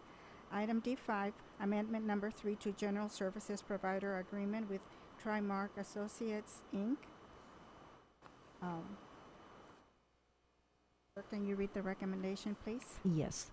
The recommendation would be that the City Council approve Amendment Number 3 to extend the term of the General Services Provider Agreement with Trimark Associates, Inc. to exercise an additional one-year term for fiscal year 2015-2016 and incorporate automatic successive one-year renewals thereafter unless terminated by either party as allowed under Section 21 of the agreement. Move approval. Second. Motion by Mr. Kennedy, second by Mr. McEachran. One comment, and I'm sorry. 45 meters and an additional 5 meters for $32,000. Am I reading this right? Yes, this is for our electric and natural gas customers. It's more than just meters. It's meter service. It's they assist with our billing services and other. Heating, building, things. and everything Yeah. combined? Okay. Yeah. All right. Thank you. Motion by Mr. Kennedy, second by Mr. McEachran. All those in favor? Aye. Those opposed? None opposed. Motion carries unanimously. Just to clarify, we actually have city staff that do the billing itself, but they assist with every other aspect of these complicated meters. Item D6, request to approve energy facility compliance fees for the Victorville 2 hybrid power project. Madam Clerk, read the recommendation, please. The recommendation would be that the City Council approve payment of the annual energy facility compliance fees to the California Energy Commission, CEC, for the Victorville 2 hybrid power project in an amount totaling $27,403 for fiscal year 2015-2016. Move for approval. Motion by Mr. McEachran, second by Mr. Cox. All those in favor? Aye. Aye. Those opposed? None opposed. Motion carries unanimously. D7, amendment number 3 to General Services Provider, Standard Agreement for Airport Security Services. Madam Clerk, please read recommendation. The recommendation is that the Southern California Logistics Airport Authority Board of Directors approve Amendment Number 3 to the General Services Provider Standard Agreement between New Way Security and Investigative Services and Southern California Logistics Airport Authority, extending the term and increasing the compensation to an amount not to exceed $253,000. Madam Mayor, I think it's worth pointing out that increase is almost entirely due to the minimum wage increase in the state. I move approval. Second. Motion by Mr. Kennedy, second by Mr. Cox. All those in favor? Aye. Aye. Aye. Those opposed? None opposed. Motion carries unanimously. Yeah, question for staff on that, Mr. Metzler. Due to the fact that minimum wage is going to go up again January 1st, 2016, are we going to see another amendment to this agreement based upon that? Based upon the wage increase that's scheduled for January 1st, 2016, that's this agreement Okay, captures so that already includes this. Okay. Okay, D8, amendment number 3 to General Services Provider Standard Agreement for Stationary Equipment Fire Pumps at SCLA. Madam Clerk, please read recommendation. The recommendation is that the Southern California Logistics Airport Authority Board of Directors approve Amendment Number 3 to the General Services Provider Standard Agreement between Scorpion Fire Protection and the Southern California Logistics Airport Authority, extending the term through June 30, 2016, and maintaining the compensation at an amount not to exceed $88,640. I have a question, Madam Mayor. Scorpion Fire Protection has consistently provided service to SCLA over the past year. Who did it before then? And if we have that to maintain those facilities at the base, do they also, or similar contract, provide that service in the city? And if they don't, who provides the service in the city, and why can't they provide it at the base? Mr. Mayor, Pro Tem, and members of the council, this contract is specific to the actual pump houses that we own, operate, and maintain that actually feed the fire suppression services for your largest of hangars out there. It's a responsibility we take on operationally as the airport.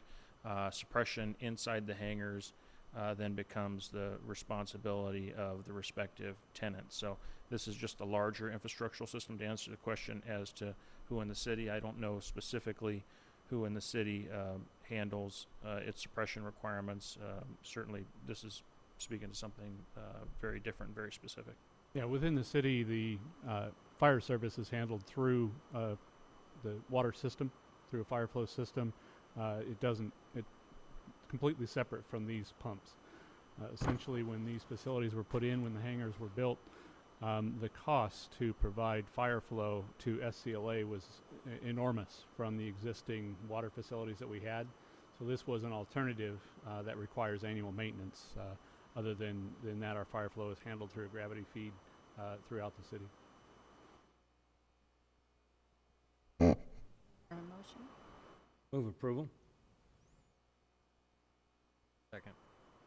Motion by Mr. Kennedy, second by Mr. McEachron. All those in favor? Aye. Those opposed? None opposed. Motion carries unanimously. Item D9, amendment number 3 to the General Services Provider Standard Agreement. Madam Clerk, please read the recommendation. Recommendation is that the Southern California Logistics Airport Authority Board of Directors approve amendment number 3 to the General Services Provider Standard Agreement between Treadwell Support Services and the Southern California Logistics Airport Authority, extending the term through June 30, 2016, and maintaining the compensation at an amount not to exceed $77,000. Move for approval. Second. Motion by Mr. McEachron, second by Mr. Cox. All those in favor? Aye. Those opposed? None opposed. Motion carries unanimously. D10, award of contract to Rec Age Demolition, Inc., the amount of $195,000 for the Foxborough demolition project. Madam Clerk, read recommendation. The recommendation would be that the City Council award the contract to Rec Age, Inc. in the amount of $195,000 for the Foxborough demolition project.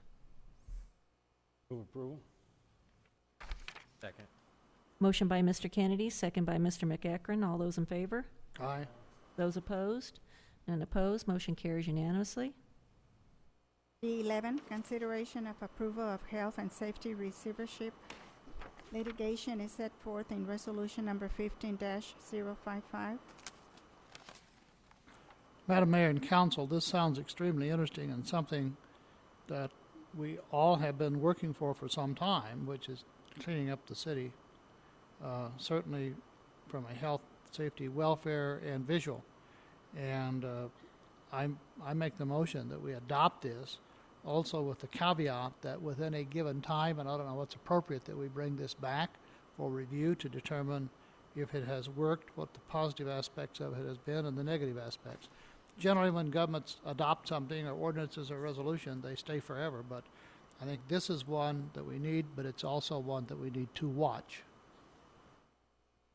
I don't have a problem with that. The only concern I have is that the program on an individual basis with respect to specific properties probably takes about 6 months to go through, so you're not going to have results. Oh, I'm sorry. This is going to be long-term. I understand that. An annual review would make sense, I Possibly believe. an annual review with a report from staff would be appropriate. I think it's important for everybody to realize this is a no net cost to the city. I think we'll be advancing some costs, but we'll recover everything when the properties are disposed of, sold. Motion by Mr. Cox, second by Mr. McEachron to adopt resolution number 15-055. All those in favor? Aye. Aye. Those opposed? None opposed. Motion carries unanimously. D12, Spring Valley Lake Parkway Pavement Improvement Project. Please read recommendation. The recommendation is that the City Council appropriate additional funds in the amounts of $100,000 contribution from the County of San Bernardino, $75,000 contribution from the Spring Valley Lake Association, and $112,000 from Fund Number 250. Measure and approve the contract with the County of San Bernardino and Spring Valley Lake Association for the Spring Valley Parkway Pavement Improvement Project. And Mayor and members of the council, just to be clear, the council, we listed those items just for informational purposes. Obviously, the council can't appropriate funds from the county or from the Lake Association. Move for approval. Second. Motion by Mr. McEachron, second by Mr. Kennedy. All those in favor? Aye. Those opposed? None opposed. Motion carries unanimously.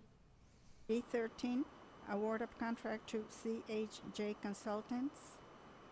Madam Clerk, please read recommendation. Recommendation is that the City Council award a contract to CHJ Consultants in the amount of $50,520 for pavement structural section recommendations for various projects. Move for approval.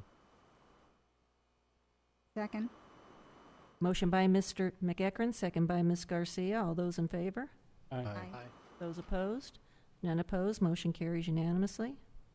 D14, award of consultant professional services provider agreement to Albert Groover and Associates for traffic engineering services. Madam Clerk, please read recommendation.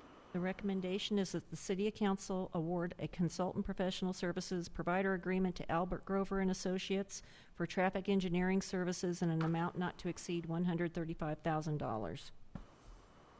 Move approval. Second. Motion by Mr. Kennedy, second by Mr. Cox. All those in favor? Aye. Those opposed? None opposed. Motion carries unanimously.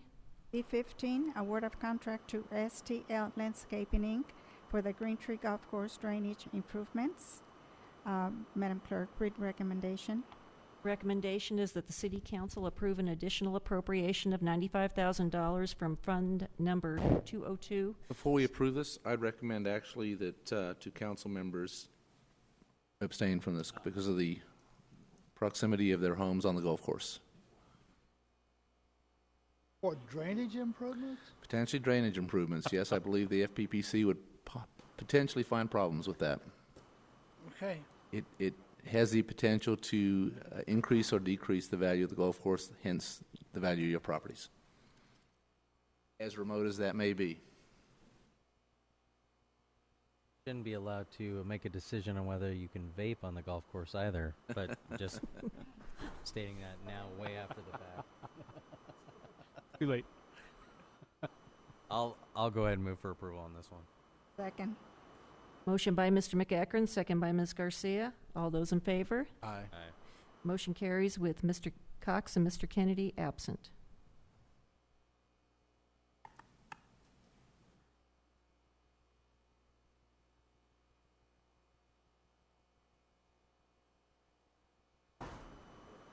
Oh. Should I wait for it? No. D16, Community Housing Development Organization, CHDO, Reservation and Commitment of Home Program Funds Agreement is set forth in Resolution Number 15-056. A resolution of the City Council of the City of Victorville approving the Community Housing Development Organization Reservation and Commitment of Home Program Funds Agreement, the construction agreement, and the agreement of containing home program requirements. Madam Clerk, please read the recommendation. The recommendation would be for the City Council to adopt Resolution Number 15-056, which authorizes the execution of a home CHDO agreement by and between the City of Victorville, acting on behalf of the Home Consortium and National Community Renaissance of California, National Corps, in the amount not to exceed $500,000 for the roof rehabilitation of the Northgate Village Apartments. Move for approval. Second. Motion by Mr. McEachran, second by Mr. Negretti. All those in favor? Aye. Aye. Those opposed? None opposed. Motion carries with Mr. Cox absent. D17, Amendment Number 1 to Standard Sublease Agreement with ComAV Technical Services. Madam Clerk, read the recommendation. The recommendation is that the Southern California Logistics Airport Authority Board of Directors approve Amendment Number 1 to the Standard Sublease Agreement with ComAV Technical Services. Move approval. Second. Motion by Mr. Kennedy, second by Mr. McEachran. All those in favor? Aye. Those opposed?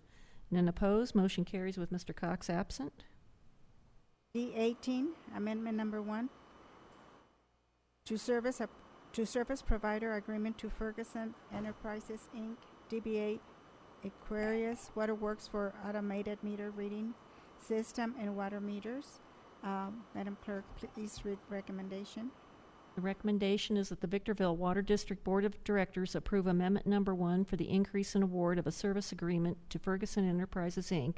in the not-to-exceed amount of $1,026,712.60 for a total amount not to exceed $2 million to provide an automated meter reading system and water meters for fiscal year 2015-2016.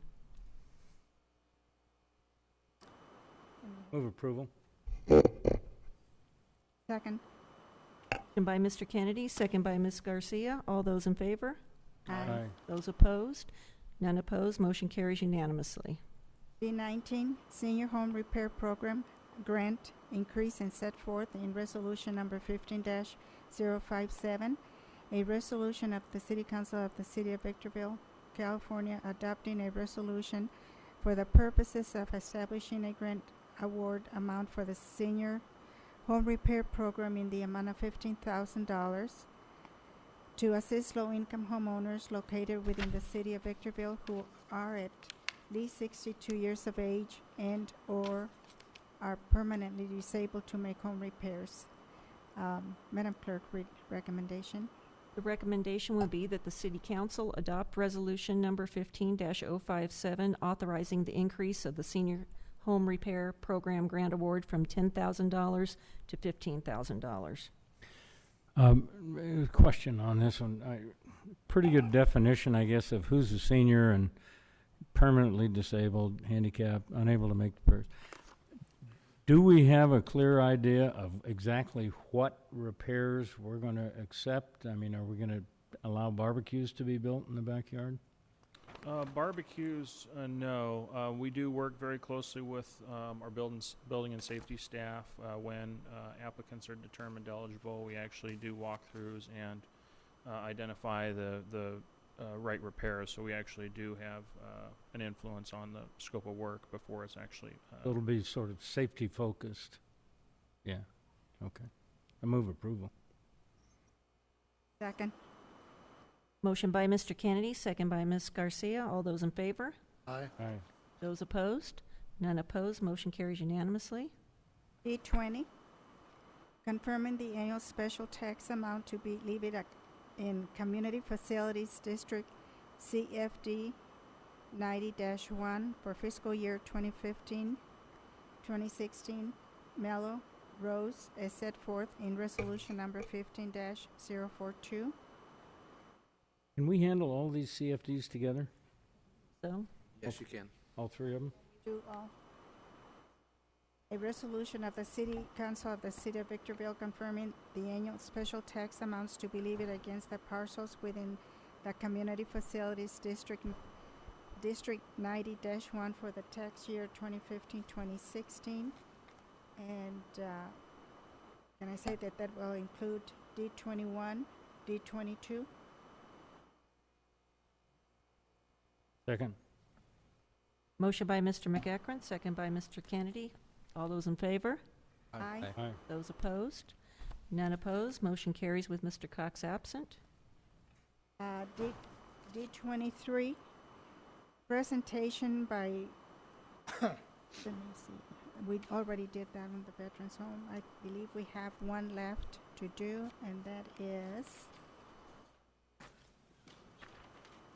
we have a presentation of conceptual plan for landscaping of street medians and in compliance with drought regulations. Recommendation, none. Information item only. Madam Mayor, members of the council, I've had several questions from council members and members of the public regarding our medians and our parks and our golf course. So I asked a couple of, one department head, one acting department head to give a brief overview of what our plans are. As of right now, it doesn't look good, but we are putting some things in place to maintain our trees and things. So first up is Christian Gunter, Director of Community Services. Good evening, Madam Mayor and Council. We've done a number of things on the water conservation side, and I'll go through a slide presentation here that I believe Brandon has. If I can get that, there we go. And Doug will follow on with the Public Works and Open Space and Assessment District's presentation as well. So, get this forward. There we go. Our department goals were 25% reduction in water use in city facilities, parks, and recreation facilities. Preserve trees, preserve sports fields, reduce turf areas at park sites and facilities that were non-essential, and utilize the Cash for Grass program, which is about the only way we can get to take out some of the turf and then replace it with something nice in the way of desertscape or water-wise plants.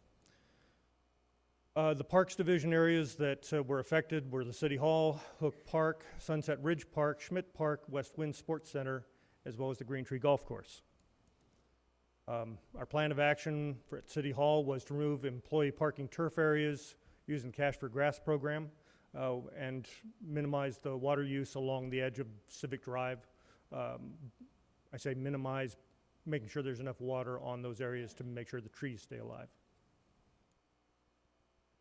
Quick before and after picture, you can see the area on the south parking lot. That's the south face of the building there. That area will be replaced with the Cash for Grass program. Hook Park, plan of action, remove the turf area in the median near the parking lot entrance, and again, use the Cash for Grass program. Minimal water use on non-sports fields areas. To be clear, on the sports fields are being watered 100%. We're trying to keep them in the best condition as possible. Here's a median area here at Hook Park. You can see the differential. The grass is turning brown on the medians. Those will be taken out and desertscape put in.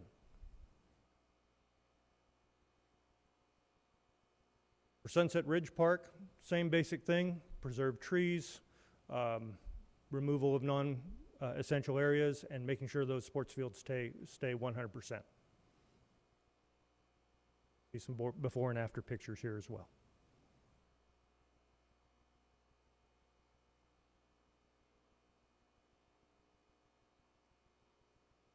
For Schmidt Park and West Wind Sports Center, we have approximately 12 acres there total between the two facilities.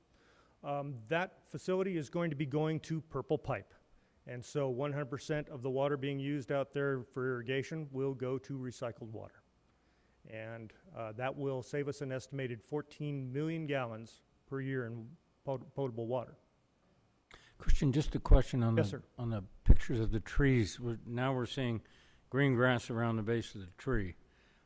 What do we do? Add a bubbler? I mean, you got water lines there already. You're Yes. just adding a bubbler and shutting off the other sprinklers? Yeah, we've had some challenges in some locations, but what we've been able to do, and Doug will address this on some of the medians and the LMAD areas, but for instance, the golf course, we've actually gone to hand watering in a few places to try and make sure trees that are under stress get enough water. We've lost a couple at the golf course, and that just is. And they're mostly small ones that don't have a lot of root structure. But all of those trees that are in the areas where the irrigation's being shut off, at the golf course specifically, and I'll get there, will have essentially a drip system around the tree in order to give it enough water to survive. And or if there's a sprinkler nearby that can be turned just a few more degrees to hit it with the water from the irrigation, we will. Again, Sunset Ridge Park. Sorry, I'm going the wrong way. I apologize. No, that was a picture we were talking about. Green Tree Golf Course, the action plan, reduce irrigated turf areas by narrowing the fairways, reducing non-active play areas, creating some flyover areas. We've been working in conjunction with Sierra Golf, our Parks Division, and also the Mojave Water Agency on the Cash for Grass program in order to maximize, number one, our ability to use the Cash for Grass program. So far, we've been awarded about $100,000 approved under Cash for Grass for the Green Tree Golf Course. And they also, you'll note there, irrigation for drip irrigation systems for the trees. That's very important to save those. What they've done with those areas from the tee box out, maybe 75, 80 yards, very smart. Yeah. Really smart. They're flyover areas, and if we create a nice desertscape in those areas, it'll be beautiful, consistent with our environment, and save us a lot of money. And if anybody hits it down in those areas, they get what they deserve. Exactly. That's why I Deserve stopped what they golfing. get. I was regularly playing out of those areas. No, I don't hit them down there. And other non-play areas on the sides of the golf course as well. Now, just so you know, we actually applied during this process for about $500,000 for the Cash for Grass program at the Green Tree Golf Course. Mojave Water Agency approved $100,000 and are limited by their budget.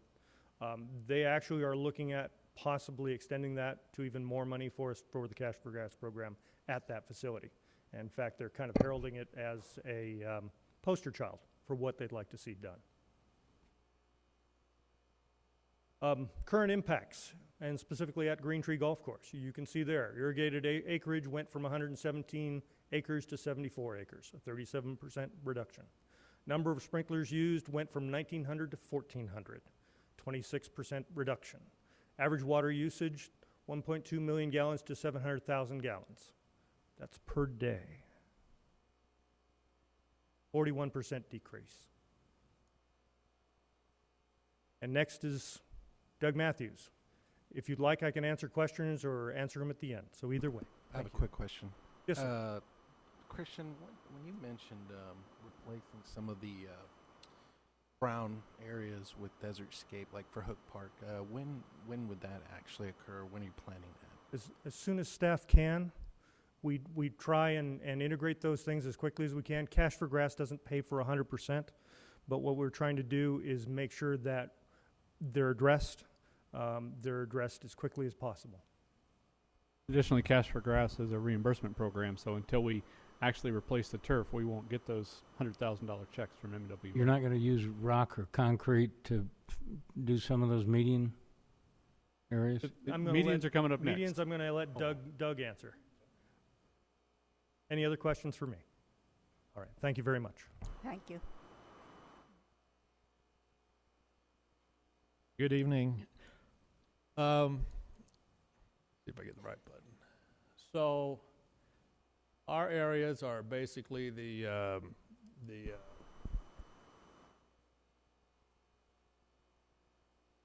Public Works basically covers the medians and the LMAT areas, the landscape districts.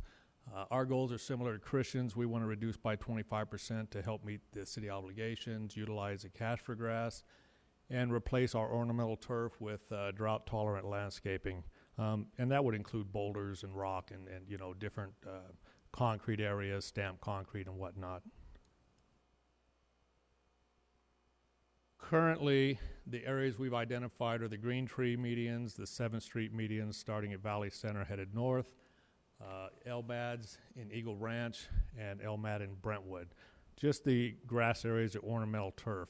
Wouldn't be the pocket parks there where the kids play. It would just be areas along the streetscape or the paseos.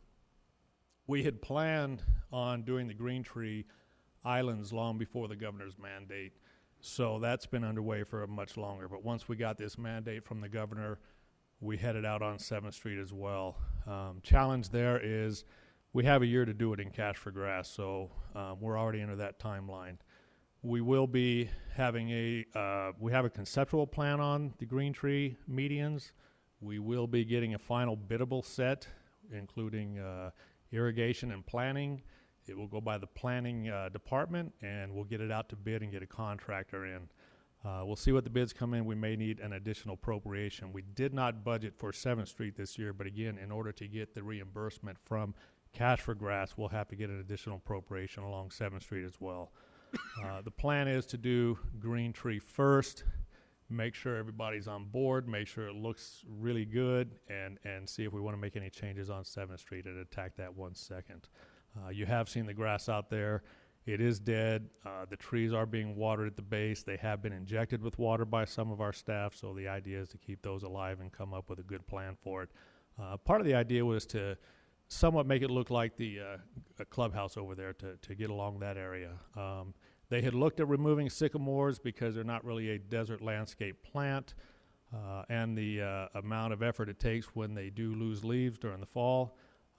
But they are an asset to the city. They do look nice, so we're looking at a plan to incorporate them into the desert landscape until such time as they start interfering with our pavement and the roots get into those areas.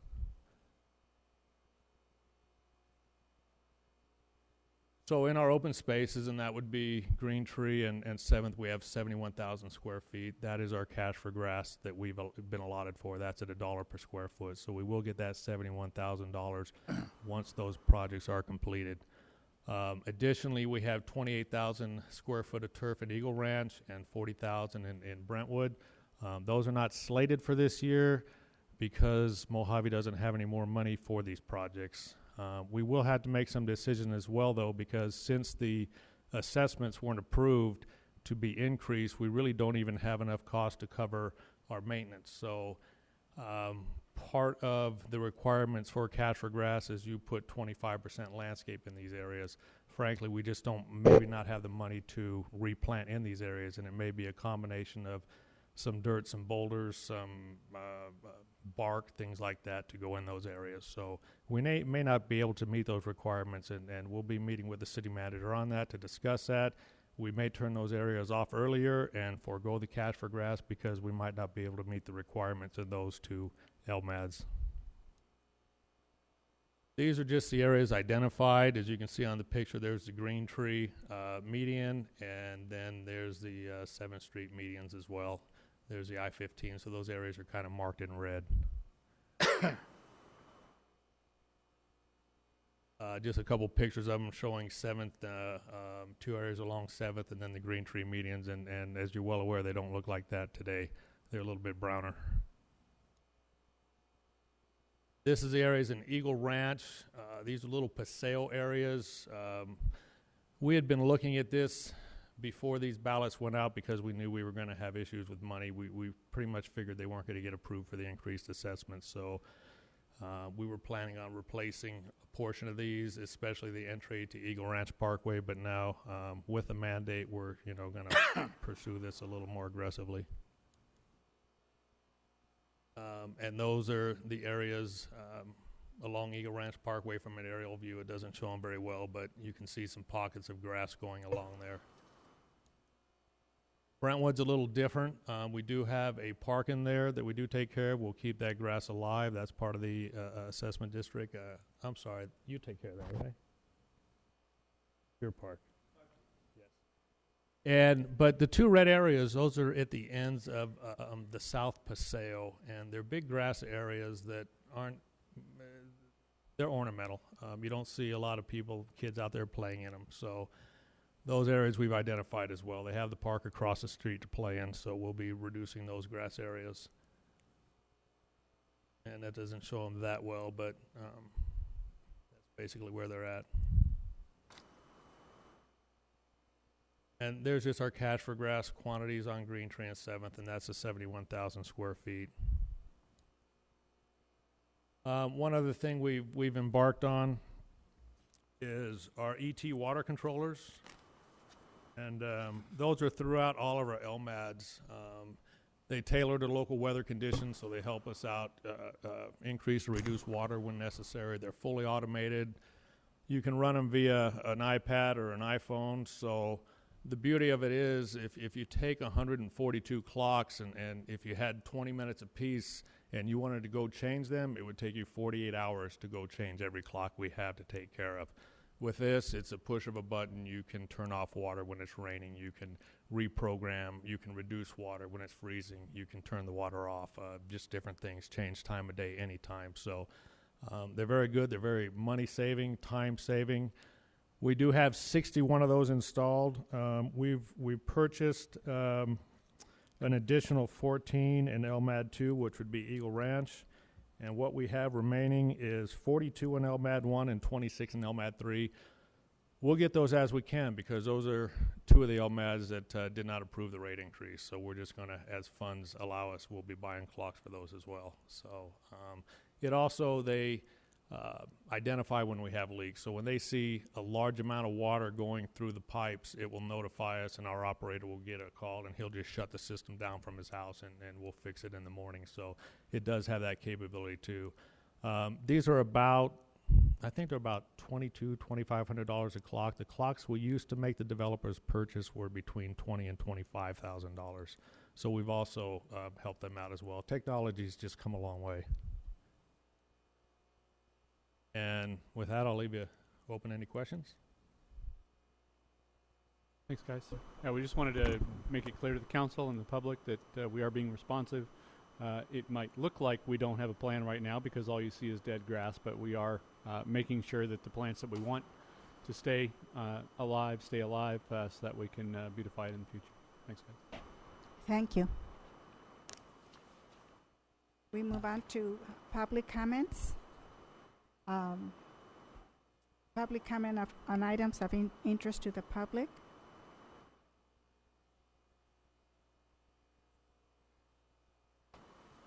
Madam Clerk, can you read the regulations for general public addressing the council?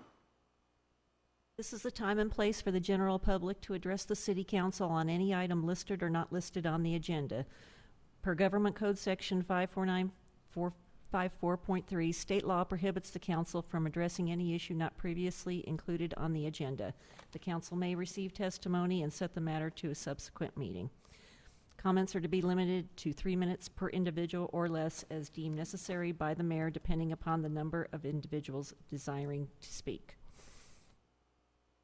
I do have some cards. The first one is Dorothy Miller, and then next is Norman Miller.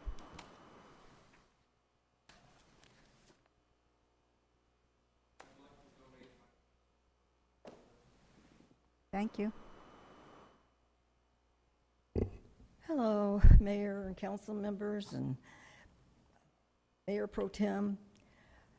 I had quite a little problem going on.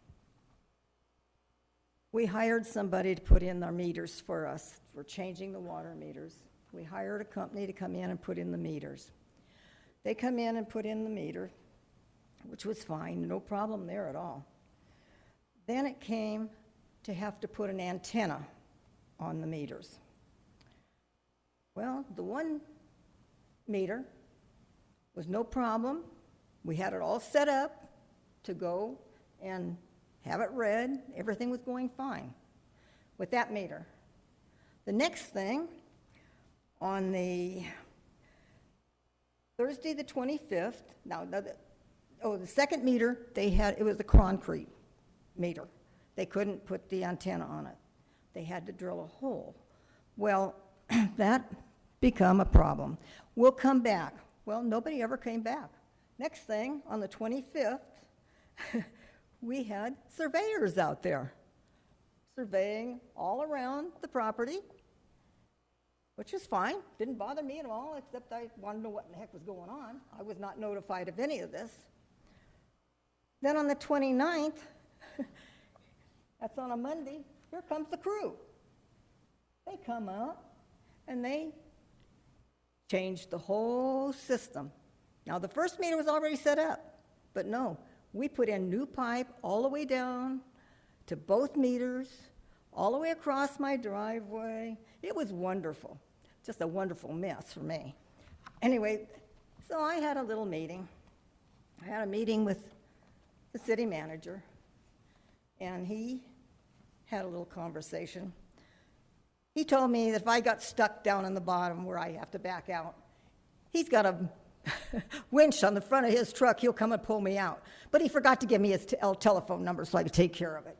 Anyway, then I took the mayor out, showed her some of the area. She had no idea what we're really up against here. So I took her for a little ride, and we looked the area over. Then I had the pro tem come out, Mr. Cox. He come out, and I took him, and I actually should say, he took me, and I showed him the area, and I showed him some of the things that we have to put up with out there. And I was very, very, very impressed, because 2 days later, the pile of stuff that was in the dirt road was removed. And I know it had to be the one that's seen it all. So I really want to praise him for that. And the city manager, he ended up, we had a hole in one of the lids on our shutoff valve, and they came out the next day after I had a meeting with him and put a new cap on, which is wonderful because we won't have snakes and all the other good things in there. So anyway, I want to thank the people that have helped us. But I really think we should have been notified of the whole thing. And if one was going to work, then why not just fix the other one instead of tearing up the whole darn yard? And that's where I'm at right now. So anyway, thank you. Thank you. El Cotillo? Oh, okay. Evidently he's gone. Robert Harriman?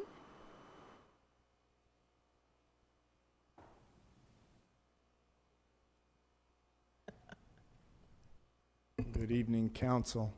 Anyways, I brought a little leaflet. I'm certain y'all got it. I've taken some photos of the city, and we have a shopping cart problem again. I spoke to Mr. Robertson last year, or maybe 6 months ago, about it, and it's just got out of hand again. It's ridiculous. And the gentleman earlier said he just loves Victorville's beautiful. Well, I don't think so. So I would like to see the city council adopt a municipal code or an ordinance of some type for retail stores, the grocery stores, the Walmart, you name it. They need to start putting a locking device onto the shopping carts.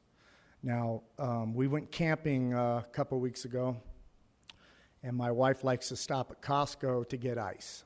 So I had the travel trailer in the truck, and I couldn't obviously fit on the parking lot at Costco. So I parked in the parking lot where the gym is, in the old Costco building.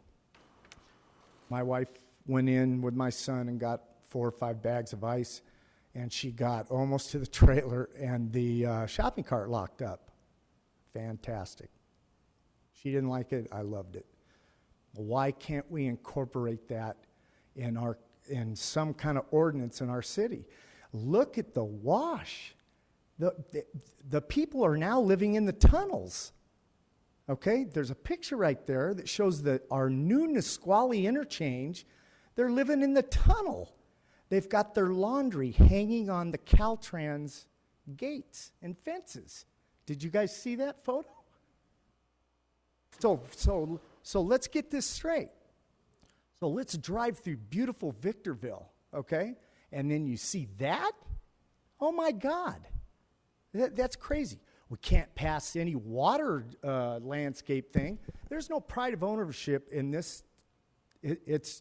We got to do something. I want to start with shopping carts, and you guys may think that you have 30 seconds. You guys may think that's stupid, but if you lived in the area where I live in, it is grossly ridiculous. Okay, so I don't see any problem. That is not an expensive system. These retailers, I'm not understanding what is wrong with them. They lose millions of dollars every year with shopping carts, but none of them want to put these devices on. You have 5 seconds. So if we could review that and maybe come to some idea with that, and I'm open for any. I mean, I'm not an expert on it, but if I have to dig in and find out what needs to be done and how it can be done, we got to do it. Okay, because it's gotten out of hand and ridiculous.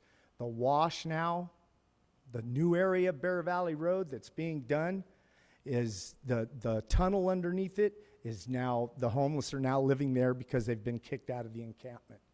Okay? Thank you. Let's do something, you guys. Okay, please? Thank you. Jacob Coons.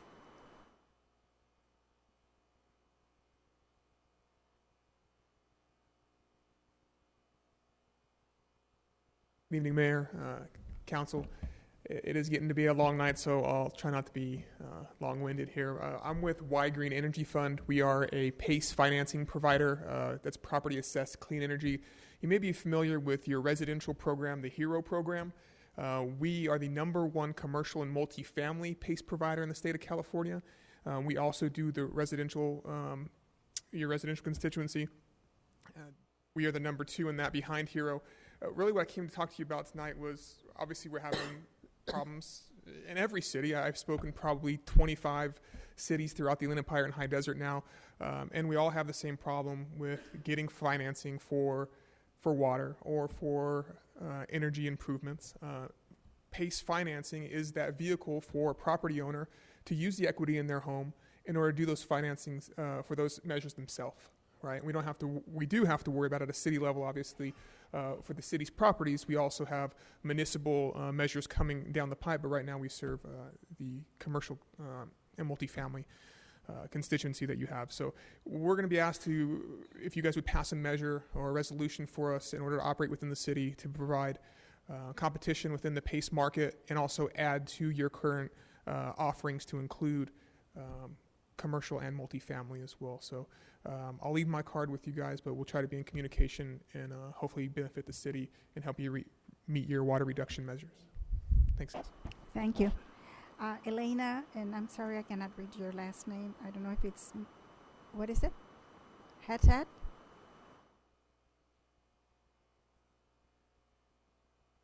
Good evening, City Council. My name is Helen Hatat. I am going to be fast because I know you are running with your time. I have few items I would like to talk to you about. The first one is we need more buses in the city for the public because it's very, very hard. The bus sometimes are late, sometimes we have to wait long times for buses. And I was wondering if the city of Victorville can also meet maybe with the city of Apple Valley and Hesperia and see if you can maybe bring more buses for the city. Will be great. My second item is that in Bear Valley Road is a very dangerous very dangerous road for the bicycle. I ride my bicycle every day, and I know there are several accidents on Bear Valley Road, so I was wondering if the city can build a separation for the bicycle to be separate from the car, so no accident will occur, you know, because I ride my bicycle often, and it's very, very dangerous to be on a bicycle on Bear Valley Road.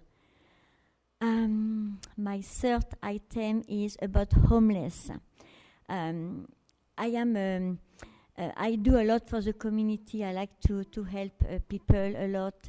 And a lot of homeless have animals, like dogs.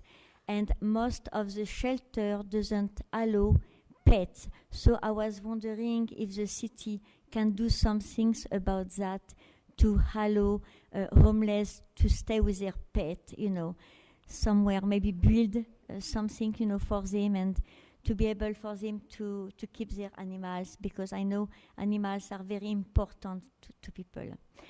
And my first item is about a program, a Jeopardy program. When I was living in Los Angeles, I was working with, I was a member of the neighborhood council, and I was working in the Jeopardy program.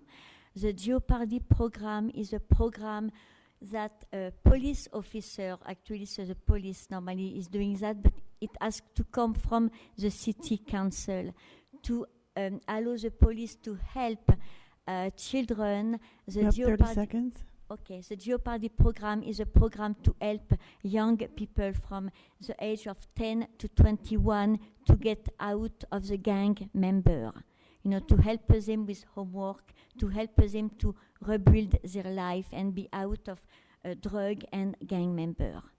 So was my item for tonight, and thank you so much for letting me talk tonight. Thank you. Thank you very much. Maggie Lowe?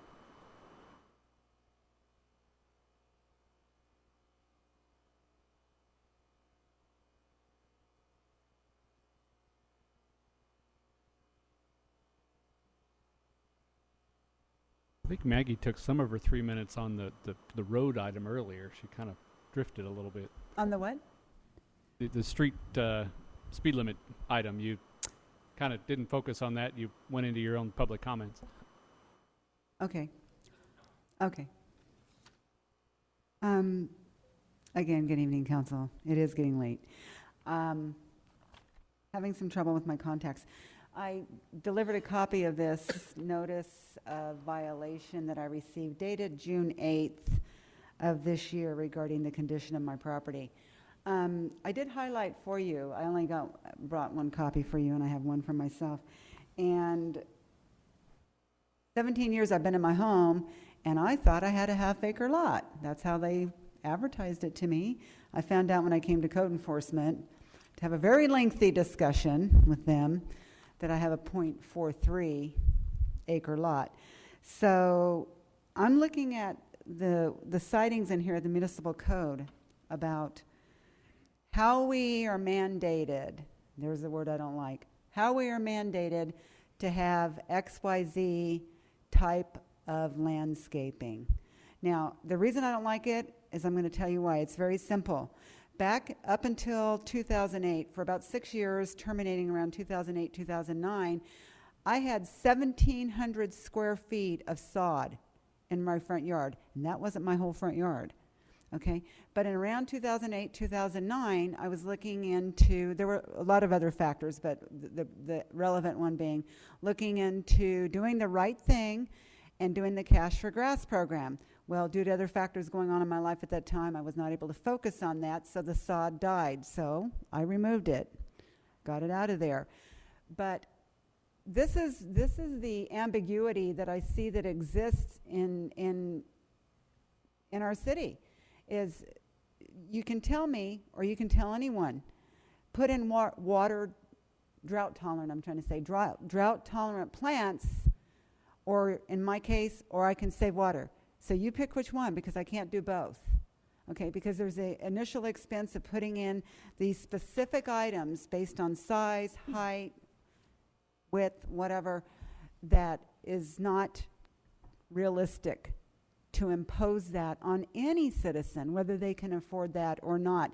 I would think the city would be pleased as punch that my focus is on one thing and one thing only, saving water. Am I looking at a dirt front? You have 30 seconds. Am I looking at a dirt front yard? Yes, I am. But the satisfaction I get, the payoff for that is knowing that I'm not watering anything other than a few crepe myrtle trees and a few measly two actually, rose bushes. That's all I'm watering in my front. I have other trees in the back, and I sit there on my patio so I can monitor the hose. They're not connected to sprinklers. I monitor the water usage. I sit there and I watch it so it's not running off and not overwatering. But I'm offended. I know, Marcy. I'm sorry, Purely. Here's what really just makes my hair stand absolutely on fire, is this last sentence in here about court fees. I'm having trouble, I beg your pardon. Additional fines if for noncompliance, additional fines, or, hold on a minute, possible criminal prosecution. Those are the words that will make my hair stand on fire. I'm sorry, you're over your time limit. Well, cite the penal code, because that's where criminal prosecution comes from. Don't threaten me with prosecution Your time is up. unless you can cite that. Thank you. Thank you. Those are all the cards that I have. Do we have a report from City Manager? Just a couple of things real quick. I heard a lot of positive comments. I was out of town. Heard a lot of positive comments from residents about the fireworks show that the city funds each year. I guess it was just really over the top this year. I see some nodding heads. And then also I want to commend some of our staff, our public works staff and our animal control staff specifically. Of course, police and fire were also active, but you typically know that they are when we had first fires and then floods within about a 72-hour period. Some of our animal control staff and public works staff actually mobilized and assisted with some of the larger farm-type animals that they typically don't encounter within our city, and assisted with rescuing some of those and taking care of them over at the fairgrounds. So I want to commend them for that work. And then, of course, Public Works had a kind of a funny situation on Sunday as we were watching all of the water go by our house and the other typical areas around the city. My wife asked me, shouldn't you be in the office telling people where to put up barricades and things? And My comment was the same public works staff have been putting up the same barricades in the same places throughout the city since before I started working at the city 13 years ago. So no, they don't need me to tell them where to put them. They knew the storm was coming. They were prepared. They put them out, and we're dealing with the aftermath as we always do. Just as a reminder to the public, many of our parks, our golf course, and other public facilities are actually drainage courses. They're designed to handle that flow. They do require some maintenance after the flows are gone, but it's okay that Doris Davies Park has a river running through it. It's okay that the golf course has a river running through it. When we get that much rain, that's what it's designed to do. That's all I have. Council members, anything? No? There's no other business before this council, so this meeting is adjourned.